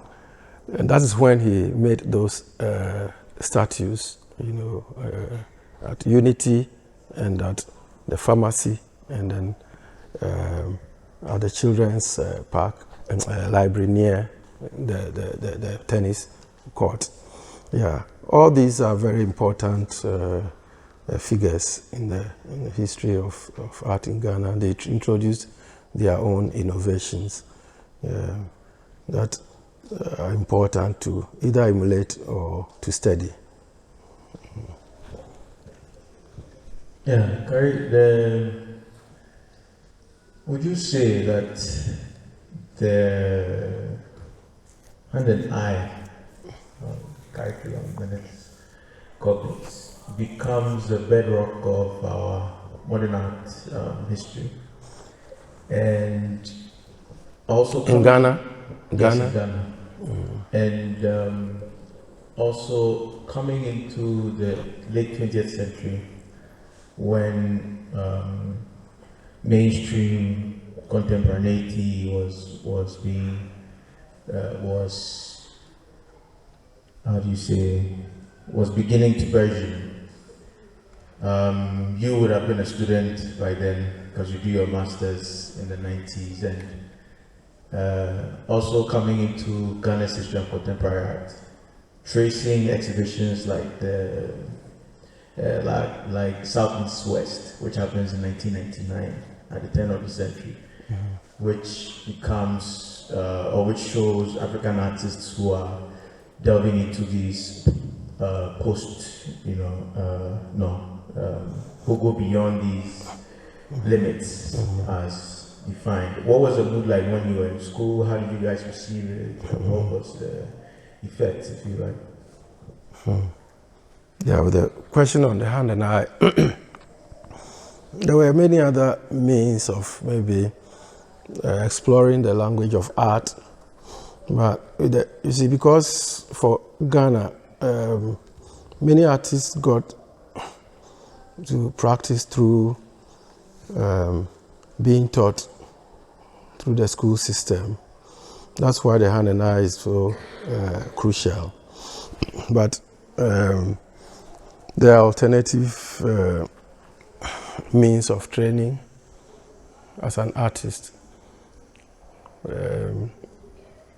Especially in the early 20th century, when advertising and book publishing and there were all sorts of means of making images or whatever as cognates of what we call art today. So there were many means of maybe training us to become an artist. Yeah, but the reason why hand and eye is crucial is because the greater population of significant artists, pass through the school system one way or the other. We have those urban sign painters who have their form of apprenticeship. We have many graphic artists and who would never have ventured, taking their kind of work into the exhibition system until the recent liberalization that is drawing some of them in there. So now, like even Ganata School was a graphics, school. It was not tailored to the exhibition, circuit. Yeah, but with time, with the liberalization of the exhibition circuit, some have now become artists we mentioned within that. So there are alternative pathways, but still upon all these alternative pathways, it's still the school system that has produced the most significant artists of Ghana. Okay, so it's important to pay attention to what the hand and eye attitude that became a form has done. Yeah. To come to your question about when we were in school, we didn't even know what was going on. In fact, in the, you see that the so-called contemporary art, which is not our destination, as we blaxTARLINES, it's just a means, to develop something else. Okay, so for us, we see contemporary art as a platform like Facebook or Twitter or something that we are using to invent something else. But when the phenomenon of contemporary art was becoming accessible to the continent, Ghana was late. So in school in the 90s, once a while you hear something, but you didn't really know what the phenomenon was about. I remember I almost went to Berlin with a friend, Karsten Viet. That's when the Berlin Wall had fallen. And casting told me that, look, there are, empty buildings there, we can go and occupy. And yeah, it fired my imagination. And yes, Magicien de la Terre had happened in '89. We didn't know about it, I schooled from '89 to '93 for my first degree, and then from '93 to '97 for the master's, and then went to Fumbisi, Navrongo, and returned for the PhD. Yeah, so at least I lived through most of the that period in Kumasi, and you never knew about those things until quite later. It was when I was on MFA that Africa 95, was happening, and then there's a Venice also that happened around the time. And that the publications from this woman, the one who worked with Issa Samb and co. Sorry? Clementine Deleuze, and Lampert and co. When they published the 7 stories, that's when, we began to connect with other Africans who were, within the global mainstream of contemporary art at the time. That's when I got to know that, oh, yeah, but this guy is a Samp, Laboratoire, Agita, and co. But these guys are next door. And yeah, so it took routing through those publications for us to get to know what they were doing. We were just doing our things with mere passion. That's all. The performances we were doing was not because I knew of anybody or the strategic things. No, I didn't know of them at all. It was in '95 or so, in the middle of my MFA, that I got to know of some of these guys, and then, yeah, that was it. But before then, we had been doing our things. Don't know. It could even be kind of cryptomnesia. Maybe you encounter something, but you don't know that you have encountered it. Yeah, in that regard. Yeah. Mm-hmm. Mm-hmm. Yeah, the program was very traditional. Okay, very, very traditional. I remember when even a colleague used text on the same canvas with images. Yeah, it was it was such hell. He had to defend why he should use text on the same support as. Yeah, but this was MFA '94 thereabout. You see, so I'm talking about real struggle. Yeah. Mm-hmm. So, Kari, I will just add a little bit because at the times that you were students, particularly masters, MFA, mm-hmm. Some events were happening in Accra, but also it's because of those the lack of even journalistic interest mm-hmm. in what was happening. For instance, I think South meets West would have been publicized a bit, but there was a certain sort of skepticism towards art or the exhibition because I saw it because I was a secondary school student then, and even prior to that, Kofi Setoji's installation, Genocide, also happened in the museum. Which year? '94. Yes. So it was there after that South meets West came to the National Museum. Yeah. But if you followed the journalistic reportage of this exhibition, it would have been almost as if the people were wasting time, particularly when the catalogue of South meets West was published. Mm-hmm. Atakwami, who was a part of the exhibition, one of the interventions he did was to record the comments made by visitors. Yeah. And one particular text I read was that somebody, there was a work of Kendall Gies, a video work in which Kendall Gies is crying, and then it was shown, I mean, because it was an art piece, it was a video art piece, it was shown on play constantly through the exhibition. And so somebody had seen the exhibition quite often and written that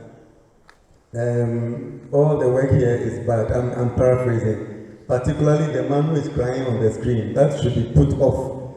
And so, and within those gallery attendance comments, Atakwami then would intervene with single sentences. That, like when they said the thing to be put off because it is a waste of electricity, then I think you would also put a witty sentence, oh, but maybe the church praying at night is also a waste of electricity. But these were some of the attitudes towards this thing. And so I think there was even a visit by students of the College of Art, particularly because Atapami might have been his class. And so I remember somebody like Linda Andrews, who made a statement to what is this? Why have our teacher brought us all the way to come and see this? So those were some of the attitudes. And so if Carrie is in school at that time, then this, they would have had the mindset of the contemporary art, but their colleagues and even teachers would have been fighting them for doing some such things. So, but within that time, things were happening. I remember I went to see it myself, and later when, and so we saw Kofi Setoji's also work without having met him before. So my friend, when I was in Carrie's class, 2003, vacation, Kobna Oswakwa and myself went to see exhibitions because then we were gingered and we were going more to see exhibitions. So we met Professor Toji and even introduced to him that we were emerging art students or artists. And he said, hey, never, Kofi is very prescriptive. Ever call yourself emerging that you are artists? I mean, that is how some of the encouragement that we got from such people. But the truth is that the thing would have been happening, but you would not even know about it because journalists also would not write about it. They didn't care that such a thing was happening. And so the common sense response would be that, oh, it's a waste of electricity. And then there was also quite some challenging work. Tracy Rose had a video in which she was naked and shaving her body. And then they'll say, oh, but this work, children should not see it. I mean, it was the same response that would come into some of our exhibitions later.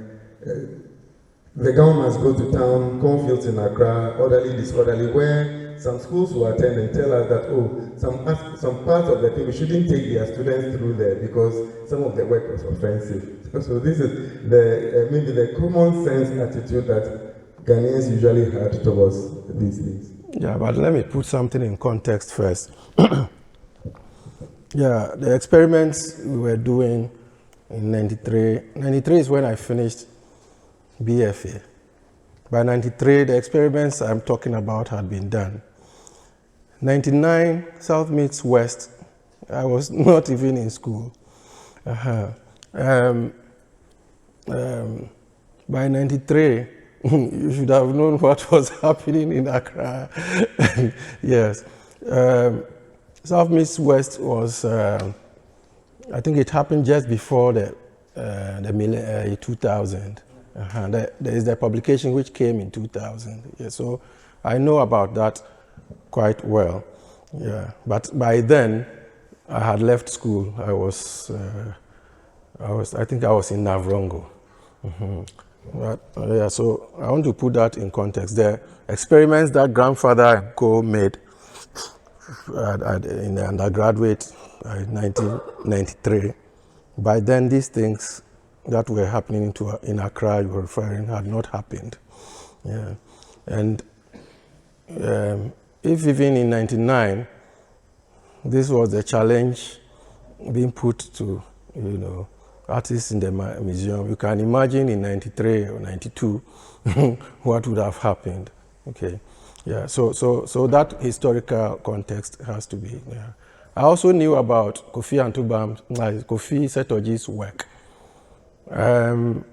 with what we were looking at in terms of democratic space for art, I saw his work as an extension of what somebody like Okuampofu would have done.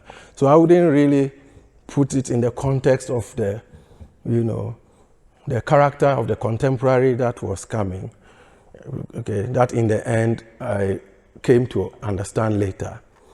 What we were looking for was, not to repeat the medium specificities and all those things. And this is what still was being practiced, no matter the scale or no matter the number of exhibitions held. If stone is still stone, this is, it's still the same thing. I don't care when it was made. But what we were looking for was a democratic space, such that all, possible, interests could be at least explored or attempted. That was not there. This is it. It's not even the type of work as such, but like the gesture, the attitude, that was what we were looking for. And I don't know how we succeeded or not, but you could see that it's been something that has troubled us for a very long time, to the extent that even leaving Kumasi and coming back, come to repeat the gesture. That's what I mean. But I knew of Kofi seid'ōu's, projects he was doing. Yes, I knew of the others. It's the South meets West that I can say, was a phenomenon that would have really raptured something. Then there was this journalist. He was a male, not M-A-L-E, post-male, M-A-I-L. I only came to find out about him later. I wish I had met him in 91 or 92 when, I had my troubles. He's called Okwabi. Yeah, but it's only recently I found that he was in the circles of some male collective, and they were trying male art, and the ideas they had about it. It's called Ayah Okwabi. He would have been somebody I would have liked to work with, at the time. Maybe if I should mention that somebody was doing something that I thought would have ruptured the space of art, such that we all have to relearn to make art. He would be my candidate. As for Kofi and Co, I would still put them in what was already developing, not a rupture. I was looking for a rupture. Yes.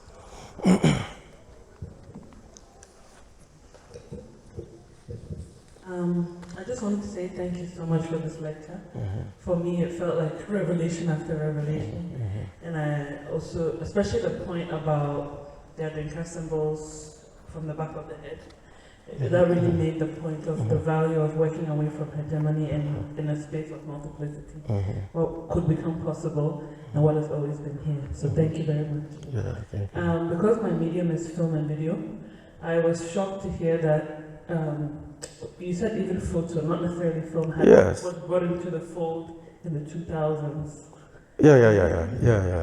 So I wanted to hear you talk this about... This is the truth, the fact. You can't find anything else. It's shocking.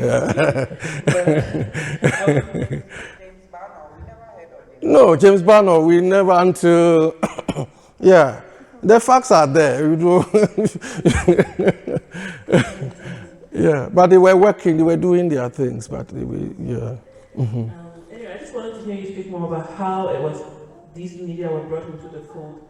Like, in terms of your hierarchy of genres, is photo kind of below even the still life, or is the photo a way of showing a new way of showing, new way of showing still life? Like, how have they been brought into the fold? I guess, that example of somebody saying the video app should be turned off because it wastes electricity or something like that has been received in Ghana within this hierarchy of, the arts. Yeah. When I started teaching in 2003, South meets West had already happened. So you can imagine if in 2003, by 2003, it was difficult to have, somebody showing work like that. Yeah, you did it at your own risk. Yeah, that's what I can say. Yeah. But in our time, you couldn't even do it at all. This is why I call the students collaborators. So it's not as if you teach them what you know. You create conditions such that they would feel courageous to bring their interests, to the fore. And we got so many examples of students who wanted to do things in various media and also start experiments that you never even knew of or you could imagine would happen. Yes, so it was just to create the space, and that's the space I'm talking about. Gestures, exhibitions, and that raptured, the habitual such that it would invite us to relearn and then bring in new approaches. That's what we did. I think blaxTARLINES was also fortunate because it didn't become like an apprenticeship. By then, the work I was doing was so dematerialized that you could not even see me as an artist. So what were you going to look at from me? You won't see a painting such that you would like to go, you won't see a photograph, or you won't see anything. So it was almost like a tabula rasa. You have to start necessarily from your own point of view. And then critiques and directions and yes. And it also challenged us to, go back and learn so that you didn't feel like you were the teacher, so you knew everything and then you could. So a lot of the work has been done by the students themselves with a little critique here and there, directions here and there. Akoy Jackson and Co were the first group I met. One of the ways, maybe I would say, he was already doing his things, writing his poems and performing and doing things. But one of the ways that we challenged students was to move from their studios, the comfort of their studios, such that we would go to the city, the heart of the city, and look for, other means of, doing things. In conversation, someone may say, okay, I've discovered this, then the critiques start coming from there. So they learned systems of production. They were not only going to look for visuals, they were going to look also for social, ways of sociality that could produce something, or that could arrange something, or that could rearrange or transform something. And I was saying the other time that someone was a photographer, but he had to be apprenticed to fitters at magazine for 1 year in order to be able to do photography.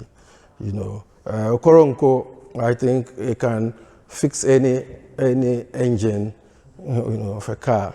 But in the end, what he got from there was sometimes materials, this thing can dissolve this and give me this, very using the means that are already there, that are not even used to produce art, and transforming them into artistic idioms. And the students discovered them themselves. I'm not the one who taught them how to do it.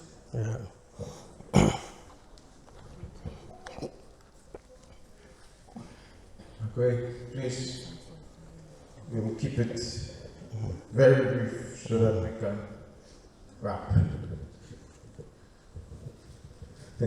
Maybe just a comment on the film, particularly also, because like how Kari mentions the training of visual artists or painters, particularly in our program, painters and sculptors, The training of film, particularly from NAFTI and thereabouts, also overemphasized technical production to the extent that also people were being trained as specialists, and they wouldn't have imagined collaborating with non-filmmakers. And so sometimes this is how those things panned out. So as, for example, when we started going to town per the advice of our lecturers, then you would maybe bump into somebody who was making a film, and then that interest will be sparked, and then you can do something together. But in the curriculum of NAFTI, there wouldn't have been the time that the person would go and meet an artist, because there were also people who were training in scenic arts. So they then were the ones who were doing the scenery, and then I think even though filmmaking is very collaborative theoretically, in practice people are taught to be in their various boxes, and that is why maybe then it wouldn't make, filmmakers would have their work shown in maybe FESPACO, and it will move in those circles. But to cross, like how maybe somebody like Elolo would be taking photographs as art. First, it would have been to take a photograph also to help you do a portrait or paint. It wouldn't be necessarily that the photograph was going to be the end of your artistic investigation. So those are some of the divisions that put us apart. Thank you. Yeah. There are also maybe theoretical, lessons that complemented all this. One of the themes, yes, that we've worked on, severally in different ways, is space, it's politics, everything. We've done a lot of work there. Yeah, and perhaps we're going to go into something else now. Yeah, there are also a few technical forms of teaching, which I have to admit, like photography. For some was difficult to get into and get a language. So what we did was to start them from something that looks like a toy, like they built their own pinhole cameras and see how light behaves, and then develop the interest from there.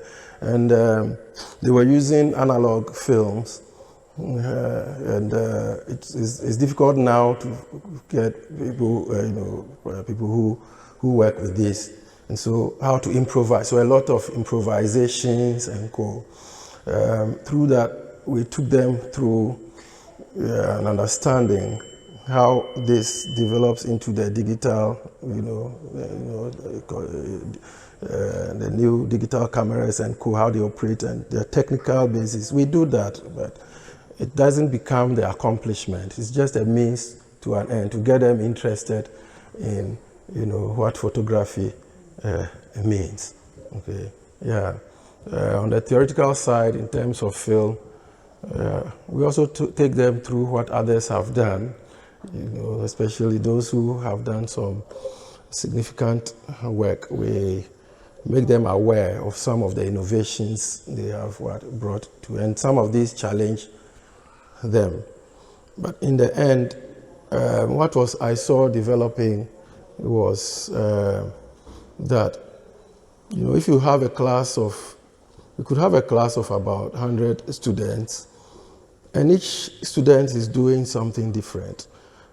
You usually don't find this in an art school. Usually in an art school, there's a school style. But you find that what Tracy is doing is not, it has nothing, it seems there's nothing that connects her work visually or whatever to Priscilla's, So to do this for about 100 students, you need a certain democratic space where each student will believe in what they are doing. Yes, this is what we have emphasized, and I want to use this opportunity to thank our colleagues who helped push all these things up to this point. Castro, I'll mention Castro first because he is like one of the earliest collaborators besides Akwe and Dorothy, and then later collaborators like George Amprachum, Edwin Bojawa, you know, and the generation after that generation, and the generation after that, Kwasi and Co are all here, so I will not mention their names. And the generation after them, they are also coming up. Yes, I want to thank all of them for the story so far, but I see it as a beginning, not an end at all, or in the middle somewhere as a junction. We need to make other ways. That was a perfect ending, but I just have another question. So, if it's okay. First of all, also thank you very much for me. It was really touching listening to you, and I learned a lot. And for me especially, I was taught in an art school who has a long history in GDR times, and when I studied there, everybody denied its history, and just recently, in the last 5 years, also students are learning about the GDR history of their own school.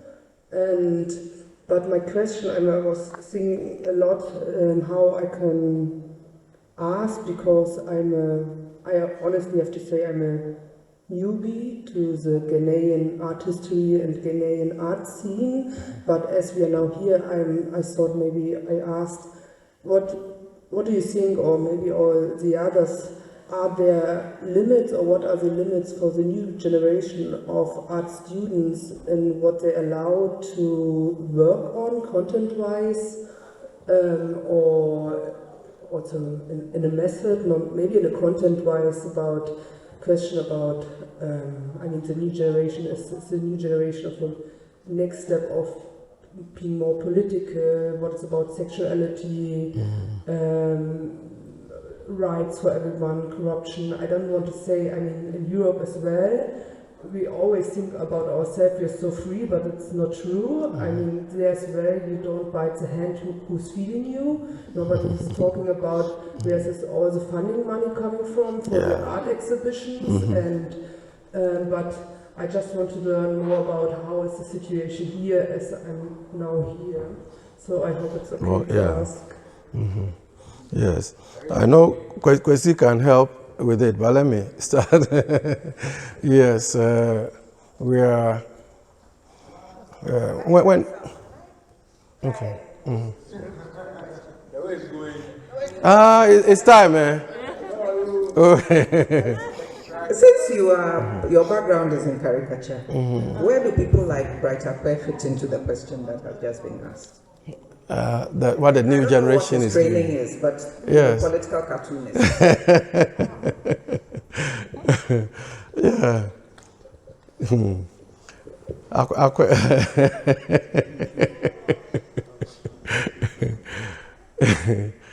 Yeah. Akwe is doing brilliantly. Yeah.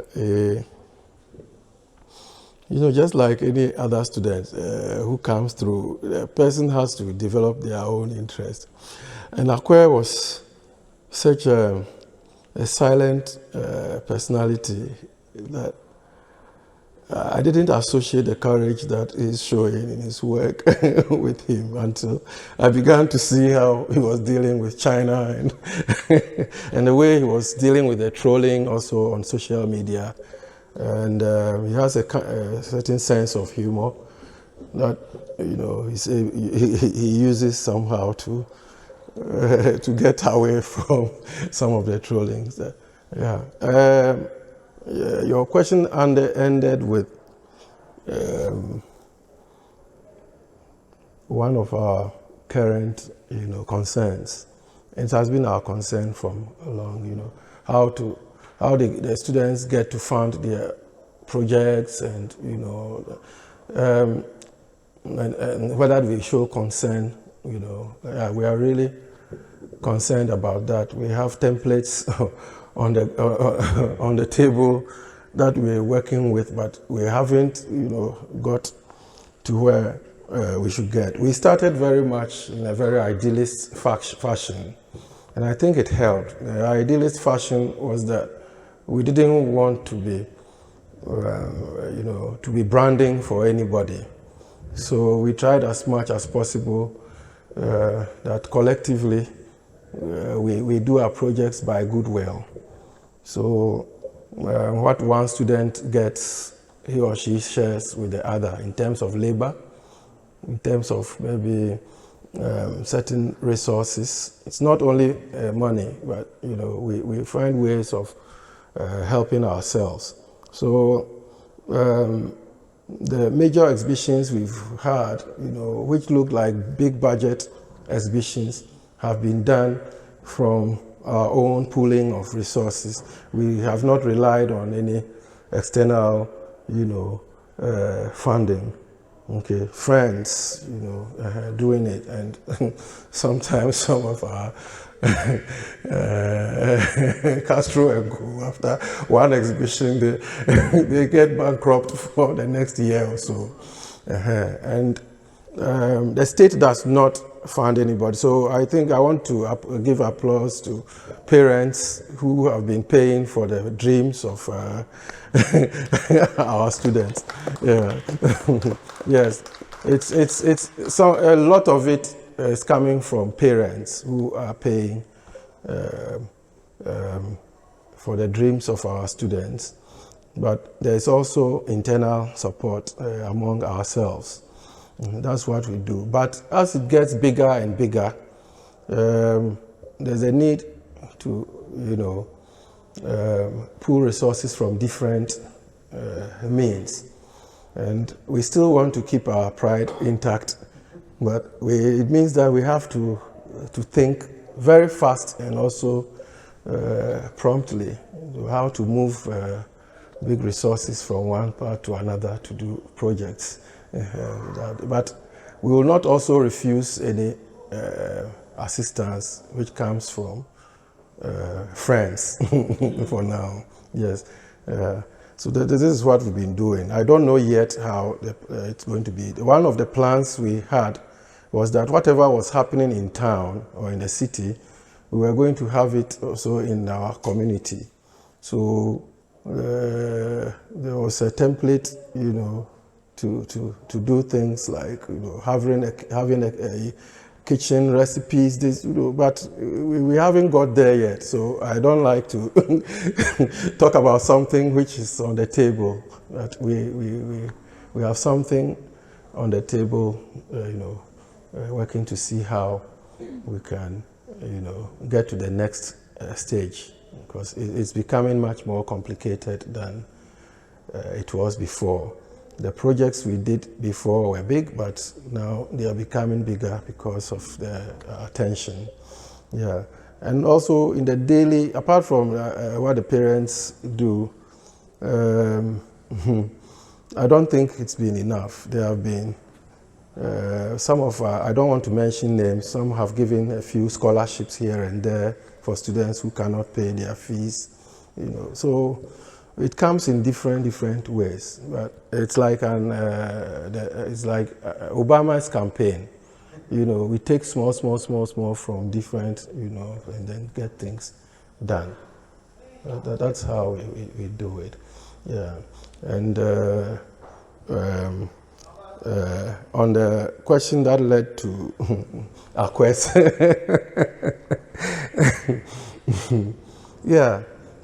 Some students already come with certain practices, that they never considered could be transformed, into art idioms.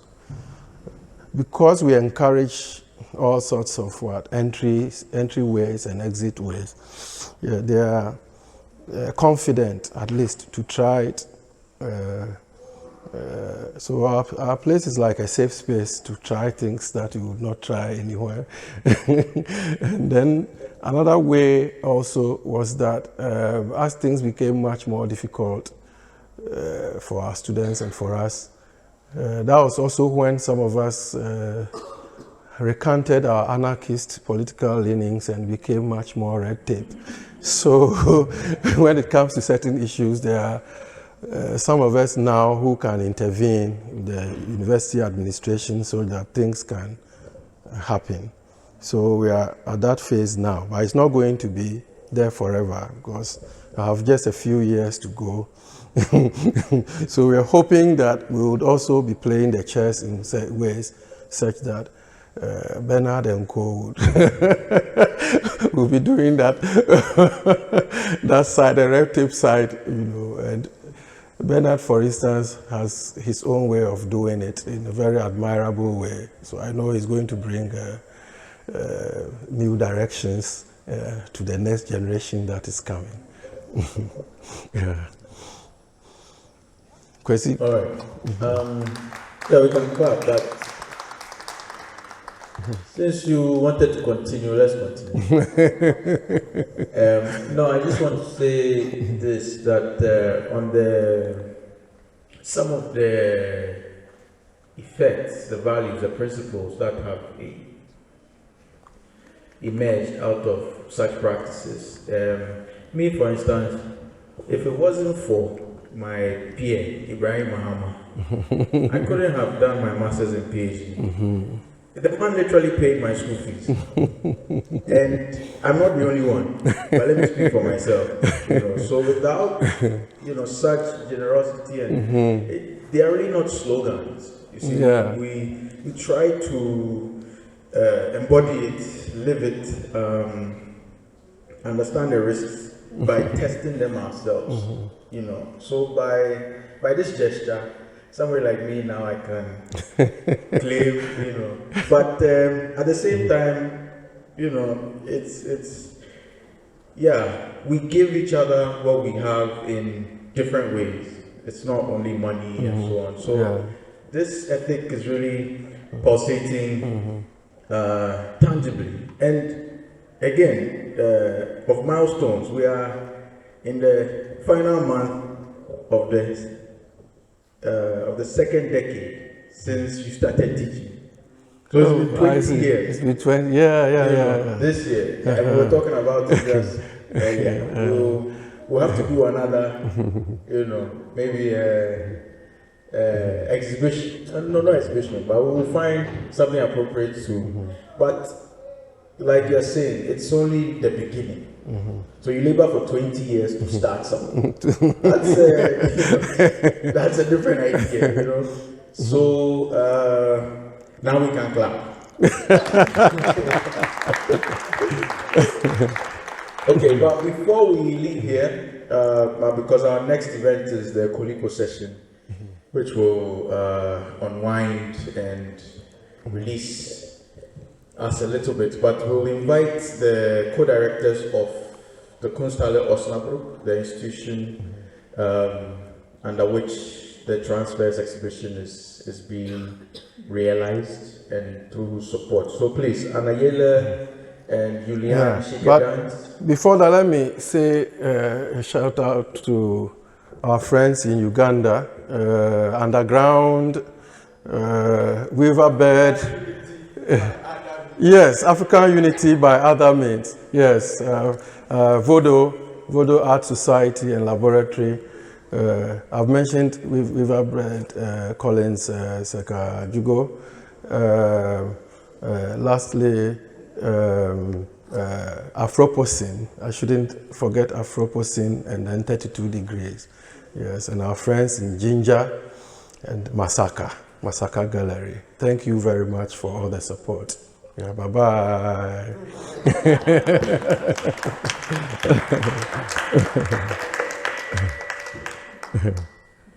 Yeah, we honestly just...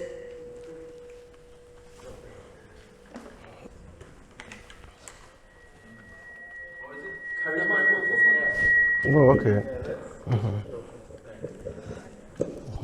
Yeah, we honestly just wanted to say thank you. Thank you for having us here, for making this possible, for Ibrahim, that we could really transfer the knowledge we gathered in Osnabrück and have a bounce off here with all these wonderful contributions. And I think we take so much home again to Osnabrück that we will bring back to the Kunsthalle, but also to the city. So we are eternally grateful, and as long as you are here, we obviously also have some gifts.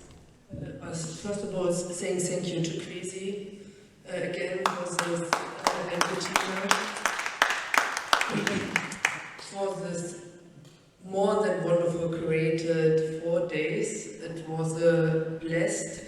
We had such a great input. I mean, you having the last words at the end, but I mean, we learned so much, and we are really grateful that we got to know each of you, got to know. And yeah, thank you that you welcomed us so warmly. And I mean, it's just the second step of the project, and it's not ending now. So, but we will leave with just warm feelings. So thank you very much for that.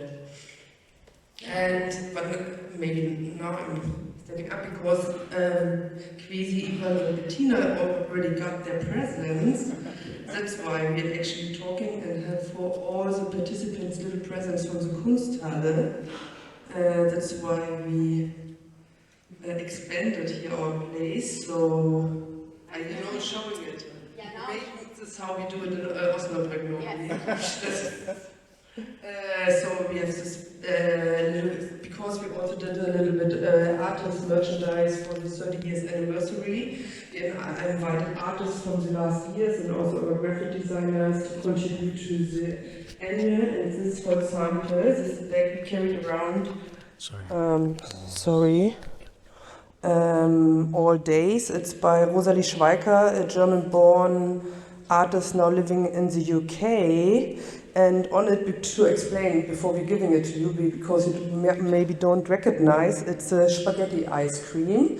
It's a specialty from Germany, and it's invented by Italian migrants in the 60s. And as Rosalie is now living in the UK, it's not existing there. And always when she came to us, actually she put 5 chickens in our yard. It's always remembering us here. She said we need to have spaghetti ice on our bags for the anniversary, and we are now the Kunsteishalle. Yeah. And actually, the first time I met Ibrahim, I introduced Ibrahim to spaghetti ice. So it's a moment that Ibrahim and I share. And the cap that is in the back says, it's the annual theme of the anniversary. It says, "Are you ready?" I think every one of you clearly is. So you should wear it with pride. Then there is a... also... then there is postcards of Ibrahim's installation in Osnabrück. Some other small things, and maybe just mention the tape. There's a tape that you can use for sending packages, and it says, "Whom do you handle with care?" So we will hand this now to all the contributors. Thank you so much, and let's enjoy the music together. Yeah. Isaac, thank you very much. Thank you. Thank you. That they're not losing it. Thank you. Bernard, thank you very much. It's a medal.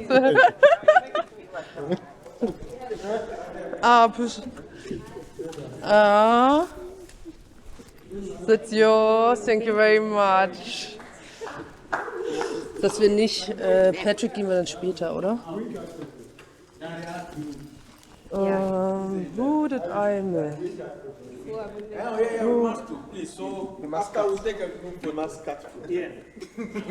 And there are all little things in it, so if you want to share with all the people who helped, you're free. And And if you don't want to share, you also. Ja, ja. Who did I miss? Ah, du hast schon deinen. Du hast schon deinen, gut.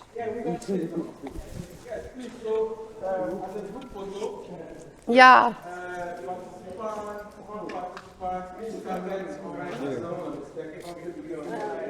Wen haben wir noch?